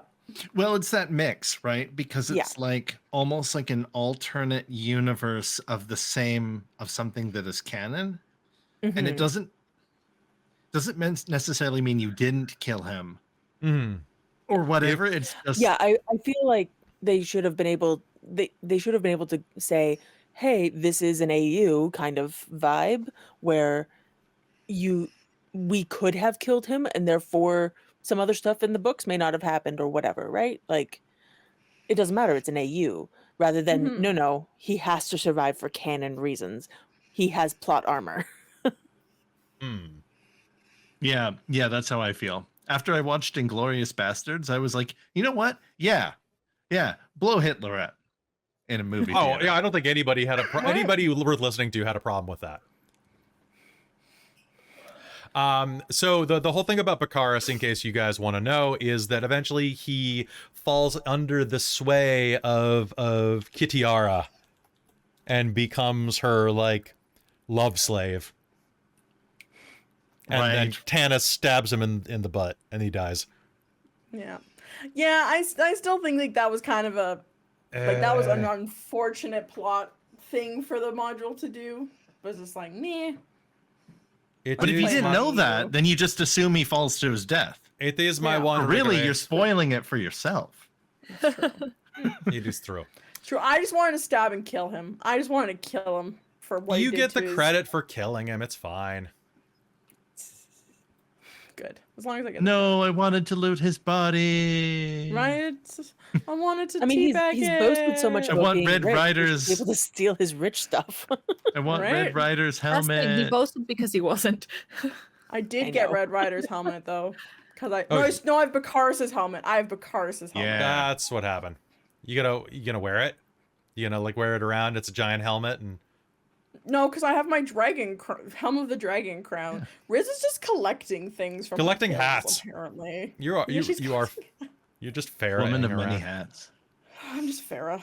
Yeah. Yeah, you said Rizira went into that really fiery, and it kind of like Bakaris Jr. being there took away from the scariness of the rider. Yeah. Yeah. And so in Aurontiros' head, wasn't like upset or angry about anything with Bakaris. So it's interesting seeing like how other players difference? go into Yeah. that. And So it is like apparently method in the acting wiki, because it you're says that thinking about what Bakaris your died. character would do. Yes. Does it? Good. Bakaris died. They brought him back. It's fine. In the Dork Tales universe, Bakaris the Younger died. It's in the wiki, therefore. Yeah, they can always bring him Yes. back. It's fine. And he said, "No, curse you, Rizira." Perfect. I love it. And then he I falls on a spike, a tree that's been like. But it just goes in his Yeah. butt, and he's like, All "Oh, the my way. butt." I mean, he could have his Star Wars 3 Darth Vader moment of no. You know what actually happened? Hold on. Somehow Bakaris has returned. There you go. That's what happened. Okay, he fell to his death, but somehow Bakaris has returned. Actually, since this is not Star Wars and is more the I'm gonna phrase this a particular way, knockoff version of Star Wars, it's more the do not want instead of the no from the terrible translation. God. Oh God, Do it's so not good. want. It's so good. Any other comments about this before we start answering questions from the audience? Anybody have anything they want to say about this? What worked, what didn't, besides like the obvious? I thought it was really cool that how easy it seemed for anybody to fall off and how dynamic you made it. Thank So I you. want to give you props for Aw. like, okay, this person falls, but like as a reaction, they grab onto Godfrey's or this empty. So like even though we knocked the Red Rider off her Dragonelle, she ended up landing on like, what was it? Like Bakaris's, It was mine. actually. Oh, was it yours? Bakaris's? Yeah, it was Bakaris's because I shoved Bakaris off, and then I made the smart ass comment as Riz because I thought she was falling, and then she grabbed and came on this dragon, and then tossed us off. And then it or was the she yo-yo. It was landed great. on one with someone else and then pushed that person off, and I'm like, I kind of want her to live. We Yeah, she's badass. There were she earned times it. where like 3 of us or 2 of us were falling at some point in the combat. Yeah. It was quite. It was pretty stressful. Being like, I can't stop them from falling. Oh God, I'm not a wizard. I don't have Featherfall. Shit. Featherfall, Featherfall, Featherfall, Featherfall. You get a Featherfall, and you get a Featherfall. Everyone gets a Featherfall. Because the thing is I can do it on all of us, They fly but if now. not all of us are falling, then why am I doing it on all of us? Kind true. of thing, right? Just in case. Just in case. And because of but because of the like how long it lasts, sometimes it's like, oh, if the fight's going for a while, you know. How long does it last? A minute? I think it's like a minute. Yeah, so like 10 Like rounds. 10 rounds, right? Yeah. Yeah, I mean, and it could be that it would be fine and everybody's fine, but it's also like I want to make sure I can still Featherfall people if they do, or if they're out of range. That's the other thing, right? Fair. Because I want to be able, especially because people were dropping super fast. It was like I had to be able to hit them with the Featherfall and before they fell out of range. Yes. Do they 'cause you keep fall. Featherfall when they go out of that range? Yes, Like if they because fall once out of the once I range? cast it, it's on them. It's not Man, that would concentration. suck if Right, they right. didn't. Can you imagine? Right? Whee! Uh-oh. Yeah. You only get slowed down for a little bit. It's like a parachute, and then your parachute gets cut. It's like, whoop, Ooh, what if bye. Bakaris had Featherfall? Oh, yeah, that's what happened. Mm. That's See? definitely what. But yeah, it's not concentration. So, and even if it was, I think the range doesn't matter at that point. But Yeah. as long as the spell hits them and then it's on Yes. them, then they fall. Fair. Because it's not concentration, right? Featherfall's in concentration. Or is it? What are the odds It's of not. me It's not, so polymorphing yeah, then it's on Lord them. Soth into a chicken? I have legendary resistances, so probably not great. So we've got to burn through those first. Then you can polymorph him into a chicken. Just polymorph, and then the fourth one, he's a chicken. Yep. Okay. many and but how then many we rounds do you shove think- that chicken into the bag of holding.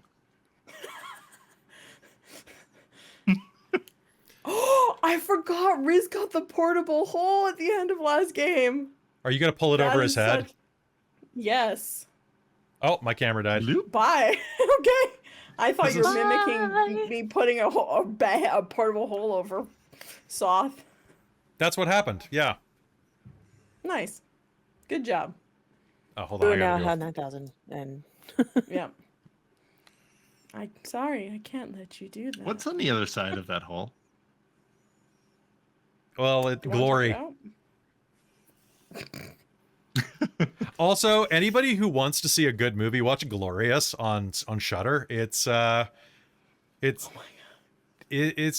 you remember, Robin, you watched it with me. That's why I was like, oh my god. It was surprisingly good. It's not for the squeamish. No, not at all. And I'm not going to Yeah, describe that it was because this definitely has to go on YouTube. good, bad. I mean, it was a low budget like movie. It's got J.K. Simmons as a monster in a hole that is full of glory. Just trust me, it's pretty good. Okay, so let's get on to some comments and questions. So a big thank you to everybody who did leave comments on the videos, and even the one that was questioning the tactics of the dragons. I think it opened up a great conversation. So I think that is great to do. So thanks everybody who did that, honestly. And I'm not calling anybody out. I think that's anything that furthers honest communication is great, right? And everybody runs it differently. Now that said, let's get on to the question. So there was one a little while back that was, okay, take two. What was each player's favorite part of this half of Chapter 7? Would it be Kelara one-shotting the combat with Lord Bakaris before the battle could even begin? What is it? Was it Hazeal using the shield? Like, who did everybody love? I definitely do like when I'm really cool. So, I mean, yes.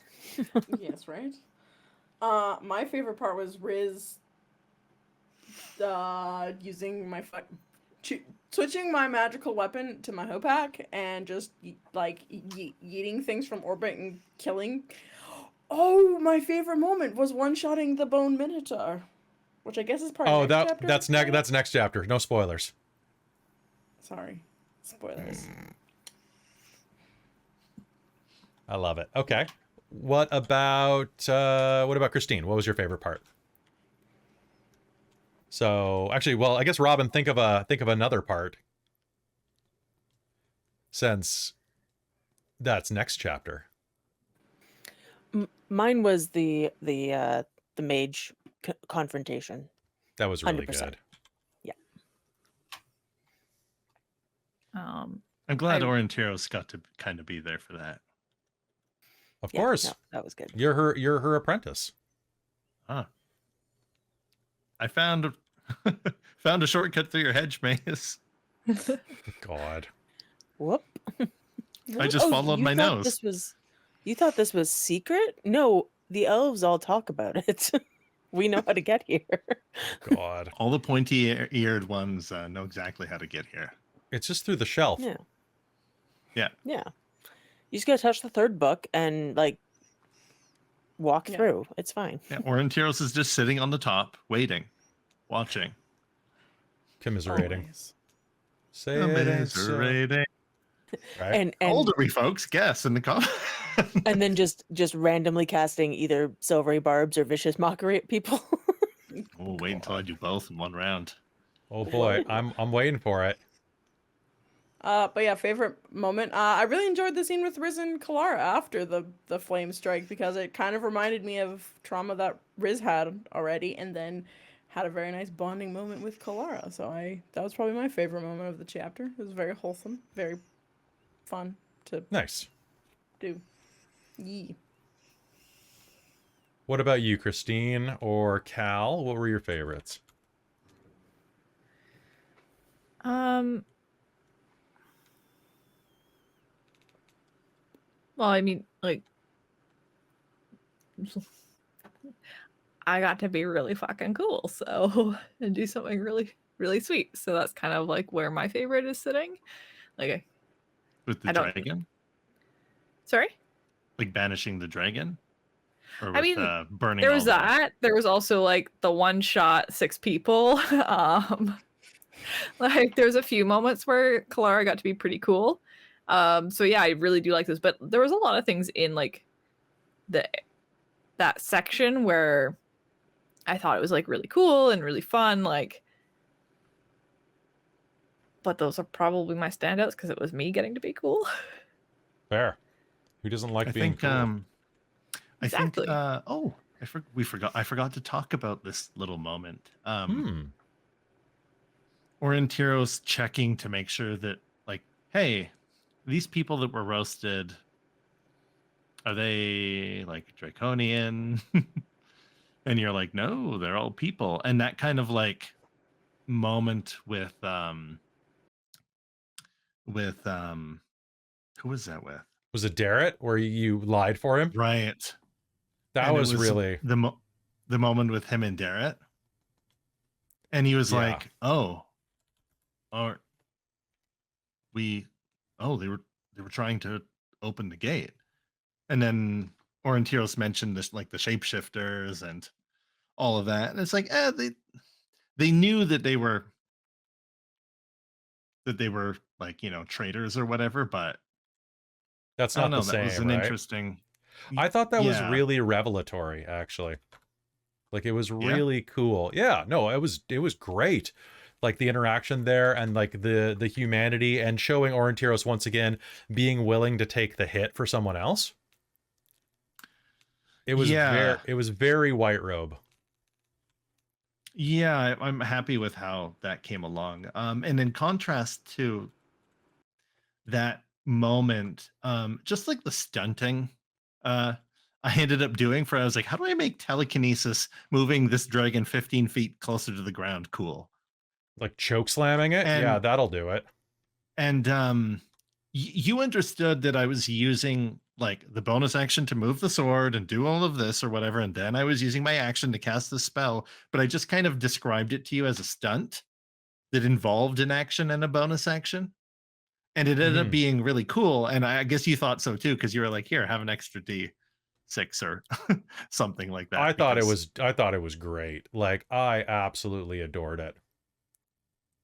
then that was the cool kind of like layup, right? Like the alley oop for like, hey, dragon's on the ground now. And then bam. And then bam, you disintegrated it, you atomized it. Or it's like lost somewhere. It's All in a right. better place. I'm gonna say Chris's favorite thing was romance. I'm just gonna say that he was probably being romantical. I don't know if it was or not, but I'm gonna say it. I mean, also probably like for being a badass, the death dragon getting to use the lance. I'm pretty sure That's that was true. probably a highlight for Chris as well. One of the dragons Yeah. was, it was like a shatter and like a whole bunch of. Yeah, it was Shatter, Godfrey, and Levna that did that dragon. Just the one death Yeah, dragon. and I'm pretty I think it's sure. whenever I launched. cast haste on Godfrey and he gets to use the lance. Yeah, that's pretty. Another lance and another lance. Another one. Another one. Oh, what's that? You just attacked me and missed? Like his battle master Reaction stuff. lance. Like, yeah, I was like, man, he's got a reaction for everything. Yeah. It's true. He's yeah. It's true. I am paying attention. I'm working on something dumb right now for you guys as a present. Oh no. Uh-oh. We've got a present coming. You got a present. It's incoming. I just have to adjust a couple of text lines. So, was there anything else from this chapter that really stood out? I think my favorite one from this chapter was the Red Ruin fight. I had a lot of fun with that. Or alternatively, I really did like the goodbye meal with everybody. Oh yeah. The let's spend some time together before the end bit. Yeah. Because you got to put I didn't want to in. slow us down and talk about that, but earlier when we went past it, but that was, I don't know, I liked that. Well, it's I mean, it's And all about the characters, right? Like, yeah. Got to make them right, and Kelara's siblings and Levna. Yeah, kind of. And, yeah. I think it's great. I'm looking forward to the end of this. I don't think I was there. Was I? I think you were not there, unfortunately. That was the night you missed. That's what I Everybody thought, yeah. everybody else role played. I'm like, is my memory that bad? Yes, but no. Honestly, Yes, but Jen, no, I also okay, got to miss Aurontiros forgot following about his that one, nose. Yeah, you did miss It that. seemed like I was annoying Kelly, but I was like, well, you can't give like me a blood puzzle. hound. I can't I'm gonna give you a find out what? where Hazeal is. A bloodhound. I had to Yeah. You literally used your nose like Toucan Sam, right? So yeah, so many many sessions ago, Rizira pulled out some colorful candy, like cereal, out of her bag, and Yep. Aurontiros grabbed it and he ate one of them. And he said that The next time you do a perception check where you follow your nose, you get advantage. And I I wrote that down and I remembered and I was like, all right, I'm gonna follow Hazel's perfume. It's just dwarven musk. It's not perfume. Same thing. Same thing. It's still highly highly sought after. Highly addictive. We need to put an end to the dwarf hunt. It's getting Dwarf ridiculous. spice must flow. Yeah. You chase them until they get really sweaty, and then you just wipe them down with a towel and run away. What have we descended into, guys? Like what? Next question. I don't know. Next question. You started making something dumb for us off camera, and we just kind of spiraled. That's Yeah. fair. What All happens when you leave us alone? right. Okay. Yeah. There's a All lot right. of neurodivergence about in this dwarf thing sweat. call. All right. What's the next question? It is. Let's see. Councilmember Lurk asked, "Who is each player's least favorite NPC?" Ooh, the least favorite questions. The least favorites Like are least hard. favorite in the sense of I don't like their character, or least favorite Yeah, is see- just like like they just don't mean Just like Blanket any statement. NPC or ones that were actually like run regularly by Kelly. I don't Two. view Well- least favorite as in like a character you dislike. Like I actually think the Bracarises are really good Yeah. characters. Well, see, and Yeah, that's just exactly, it. that's Is, why I'm is it the asking. is it the characters that we like hate in character and some often out of character because they're like terrible people, but we love to hate them, or is it Give me the, one of like, each. Oh, You can do. I got you can do one. both. useless ones? I got one. I'll go first this time. Blue-haired mystery ghost Oh yeah, she's showing just, up twice in the entire campaign. Kind of Yeah. think she And- doesn't need to and- be. No, I loved Kelly playing her, but Yeah, she yeah. kind of feels like Okay, a weird. you guys lore can dump. say, It could have been in unless the you book. call me out personally, I'm not going to assume you're saying that I did a bad job. Okay. Oh yeah, yeah. No, no. Okay. But she No, does feel she kind of feels like useless. a gather round children, and you think so Yeah. too? Yeah, she. Yeah. Yeah. No, I know what she feels like. She feels like the fucking railroad tracks of this module. Mm, Very thin. That's a that's a good point. And it's obvious that Um, she's a ghost, right? Now it is. What? Now it is. Okay. But it was also the like, I mean, specifically, it's the don't go fight Soth. You won't hear. Don't like you won't be able to deal with it. Go get this mirror instead. That part is just like no, bitch.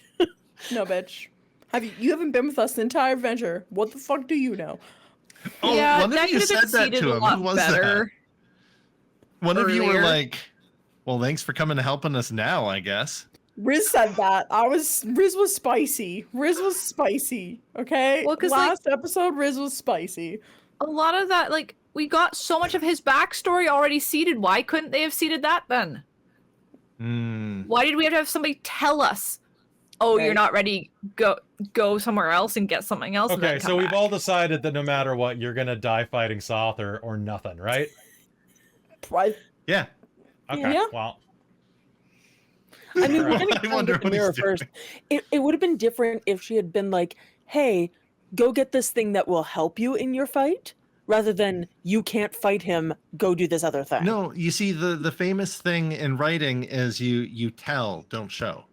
that's true. You Oh, right. I forgot that. Yeah. Yeah. Mm-hmm. I'm not a Alright, writer or anything, So no. here, this is a demo, but here you go. I'll give it to the chat too. Well,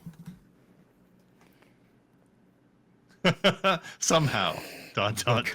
Vacaris has returned. Has returned. Very nice. Yeah. Very Um, nice. There you go. I'll have to adjust it so that it shows up on all shirts later, but there you go. Because it's so dumb. It's so dumb. And for those listening later, I made a T-shirt. But yeah, for characters I hate in the game because they are assholes, obviously Bacaris. Both. Yeah. Love to hate him. Love to hate him though. Yeah, absolutely. And Yeah, then yeah, Both of them. The I'm gonna say both ghost. of them. One more than the other, but still both of them. yeah. Because the son is only the person he is because of who his dad raised. Mm-hmm. Woof. You're not wrong. Sometimes, In this case, definitely not in wrong. this case, yeah. I mean, like, Yeah. there's always a chance that, like, upbringing does not necessarily control the choices you make and the person you end up being. But in this case, he's a spoiled, rotten, entitled little bastard. What, are you saying that nature and nurture are not synonymous? What? I don't agree. Yeah. So But I'm pretty sure that got nurtured into him pretty damn hard. But he probably has some like nature Oh. in there too. he's got. But maybe he's he worse could have been a than cool that. dude if he hadn't been No, raised like no, a never. rich, thoughtless. Spoiled kid. Yeah. No, Yeah. couldn't have been a cool dude. Would Trust have been fund kid. evil no matter what. He probably It didn't was get in enough his blood. attention from his daddy and had to act out too, and then right, like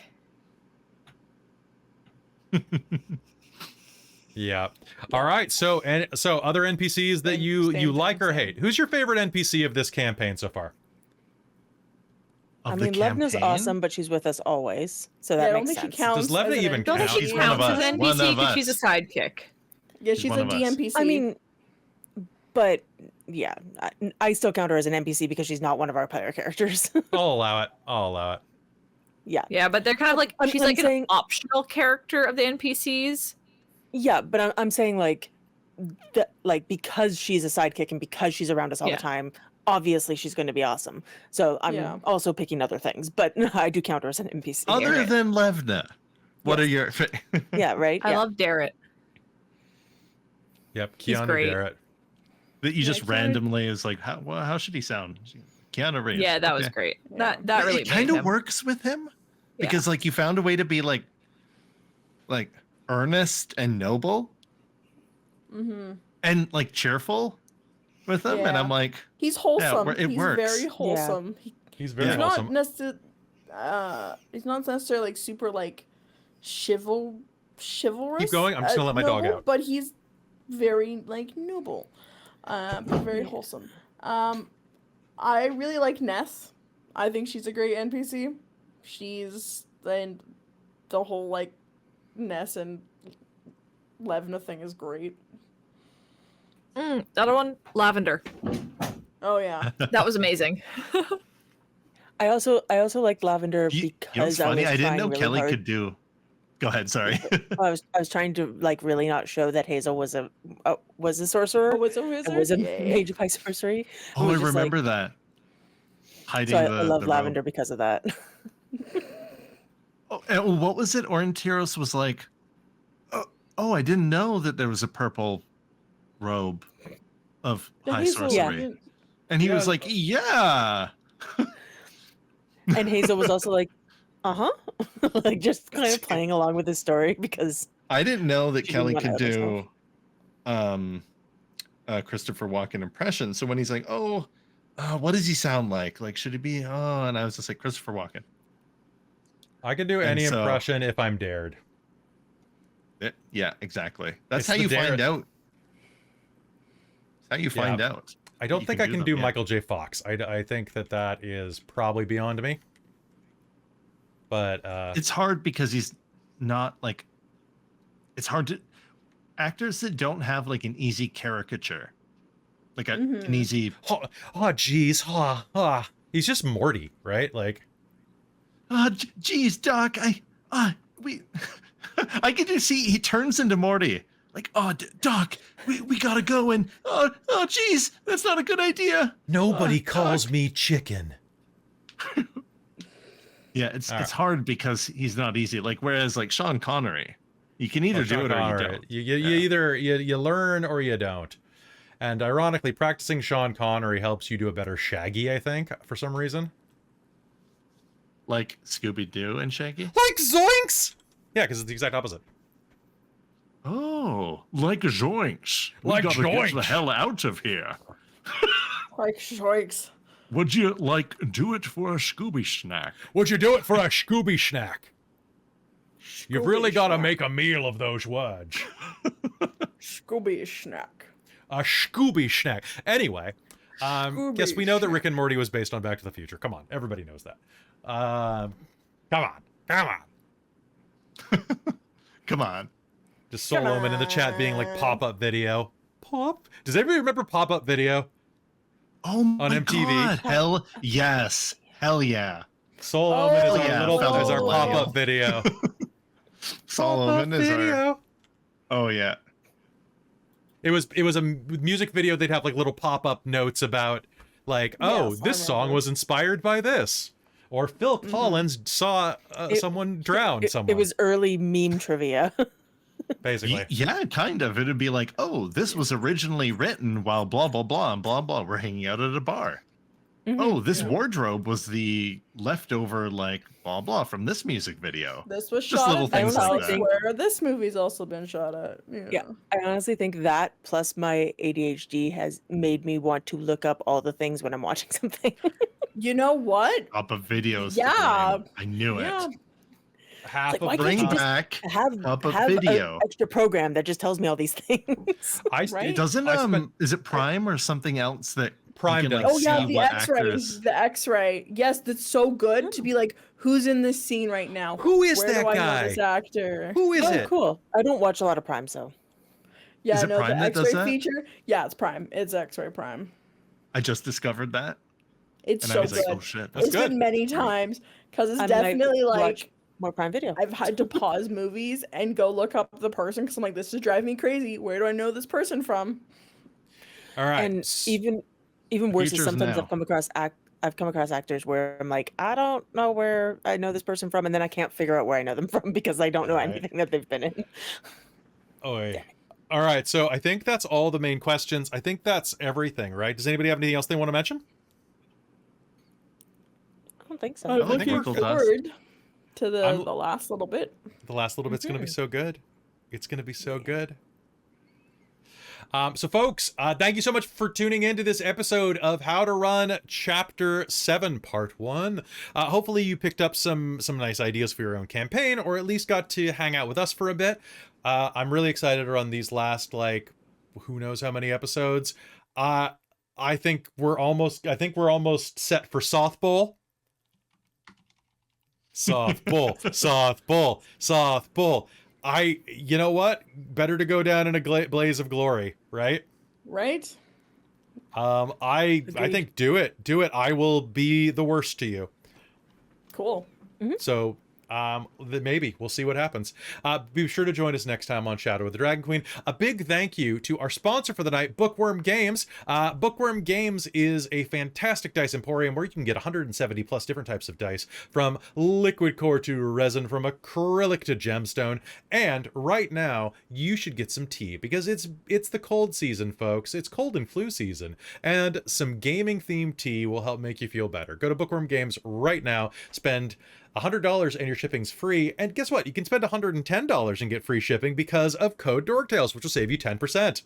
So you definitely want to go do that. They're a great company, and they have some great stuff on their site, so go check them out. Besides that, a big thank you to everyone on our Patreon. DorkTales could not exist without Patreon support, like it really couldn't, because this is a full-time gig. I need to buy things like food and costumes and art. So if you would like to support the channel directly, show us how much you love us, go to Patreon. It really does make a difference in keeping the lights on here at patreon.com/dorktales. You get a bunch of different perks. Today you got an episode of me and Kel talking about serial killing. Or was that yesterday? No, that was today. That was today? I listened to it first thing. It was cute, right? It was very Uh, cute. You guys talked about lactose intolerance and Frito Yeah, pause, which nice. you're like, no one's gonna comment, and then I immediately texted you. Oh, and you I did listened send to me a it. Frito Fido thing. Yeah. Yep. Nice. Jen, what were you gonna say? No, I just had the thought because I just found out today that it's possible I'm going to be a podcast episode for Mage the Podcast, not mine. Mage the Podcast is going to be coming out this weekend. My interview with them for Paradox, so I want to Yeah. check that out because it's exciting. Sweet. Ooh, that's exciting. It's very Apparently, cool. he lost like 16 hours of editing in a audio editing in a hard drive crash, and so he's like, what do I have that's already done and ready to go, basically. Whoa. Nice. So Also, join the Patreon so Kelly can, hire an editor because he does all the editing and running and everything. I literally so- edited 4 episodes of something today. So I've been saying for years that Kelly has a time turner. Yeah, he does. Yeah, I need to. That's the only explanation I can, or he doesn't sleep, I need to do more. or we're both. sleeping. You're not editing wrong. for the Dork pod because that Yes. Yeah, has actually, fallen behind because I got sick. I have episode 2 of Dork Pod up in my editing bay right now, ready to go Nice. back to it and start editing it down so it comes out this week, because it's like a month late because I've been so busy with Extra Life. So I don't. I mean, 3 I'm super behind on because I got sick and have been catching up for the past 6 weeks. Right. So anyway, folks, join the Patreon, darn it, and join the likes of my mom. Don't you want to be like my mom? She's great. I talked to her for an hour and a half today. It was kind of, we did a video call. It was nice. We don't ever talk that often, so it's really nice. We talked about a bunch of cool stuff. We talked about people who leave, like, I'm not watching your video because of pronoun use. We talked about that, and she called all of those people idiots. So if my mom said it, it must be true. That's true. Nice. It's true. You can join her. You can join Precarious, who ruined us saying Baccharis forever in this. You know, Yes, I never said 100%. I never said definitely the thought it wrong was name an E in there, not until an A. like episode this far in. I Right. said the right word, the right time every time up until last session. And I was like, I know got you've me. never done it. And I was like, whoa, Cal messed up. I know. Dang it. Right? You can join Precarious, our wonderful demonic patron, who, Breck, they still don't know what I've done, and it's great. Our Wizards of the Patreon, Are Tammy we the Forever. supposed to know? Are we Yeah. just missing something? Yeah, you totally are. Wizard Oh. of the Patreon, Tammy I the know. Forever Cleric, and the Ink Goblin. I told only Jen. It took me a minute. Like I had to ask Kelly, so yeah, it's fine. She's like, Well, what then I them? definitely am not going to get it because I do not put clues together at all. Period. You have to tell me. It just goes over my head otherwise. What am I missing? Okay, and finally, our High Council of the Patreon, like Larouk loves to call out, Taryn, Buddy, Amberthist, Raven with Baubles, Karasha Urquhart, Sheffiladeth, Larouk, Sorcerer Sanguine, and Mike Baxter. Folks, if you join the Patreon this month as well, you are getting Technocracy Zero Sum, episode 7? 6? 7? What are we on? 8? 20? 8. 8. You Episode get The Radiant Citadel, episode 4. 5? 4? Something like that? 4. It's 4. And It's you 5 get because it's the 4th adventure, but you guys Oh, tagged fair, double. 5. Four. And then So you it's get Technocracy Zero Sum, episode 9, because we're doing a double tap this month because of the holidays next month. And you get another episode of Hunter the Vigil coming out. You'll probably get another episode of Demon the Descent this month. And you'll probably get the next episode of Old Gods of Appalachia at the end of the month. So that's many episodes. I'm not even going to bother counting. Way too much stuff to do.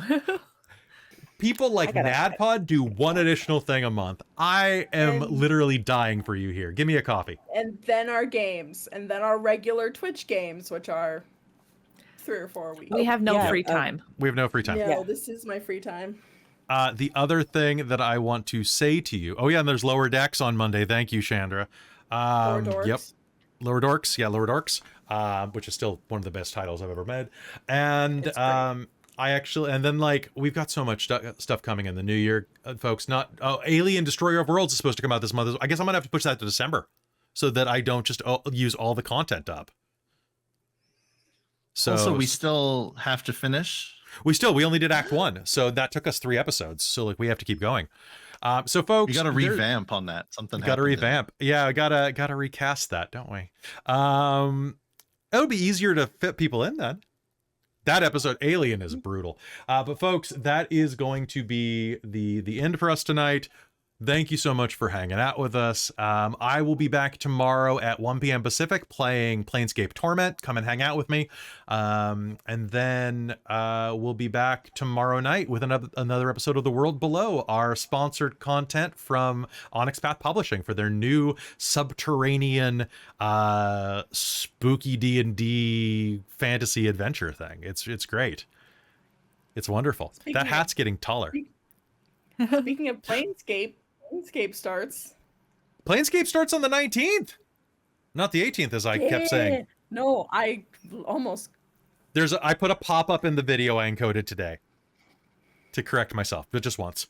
Also, the High Shelf come for the Collective is world here. below. The costumes are insane. The costumes are great. really insane. So unfortunately, yeah, never mind. But that's gonna be it for us tonight. It's Yeah, tomorrow, isn't it? it is tomorrow. I gotta prep for that. So Hey, thank Robin, you so want to play Guild Wars? Yeah. So if you don't watch us, go watch them play Guild Wars. Yeah. All right, so folks, that is going to be it for us tonight. We will see you next time on Dragonlance Shadow of the Dragonqueen as we head into Softball. Good night, everybody.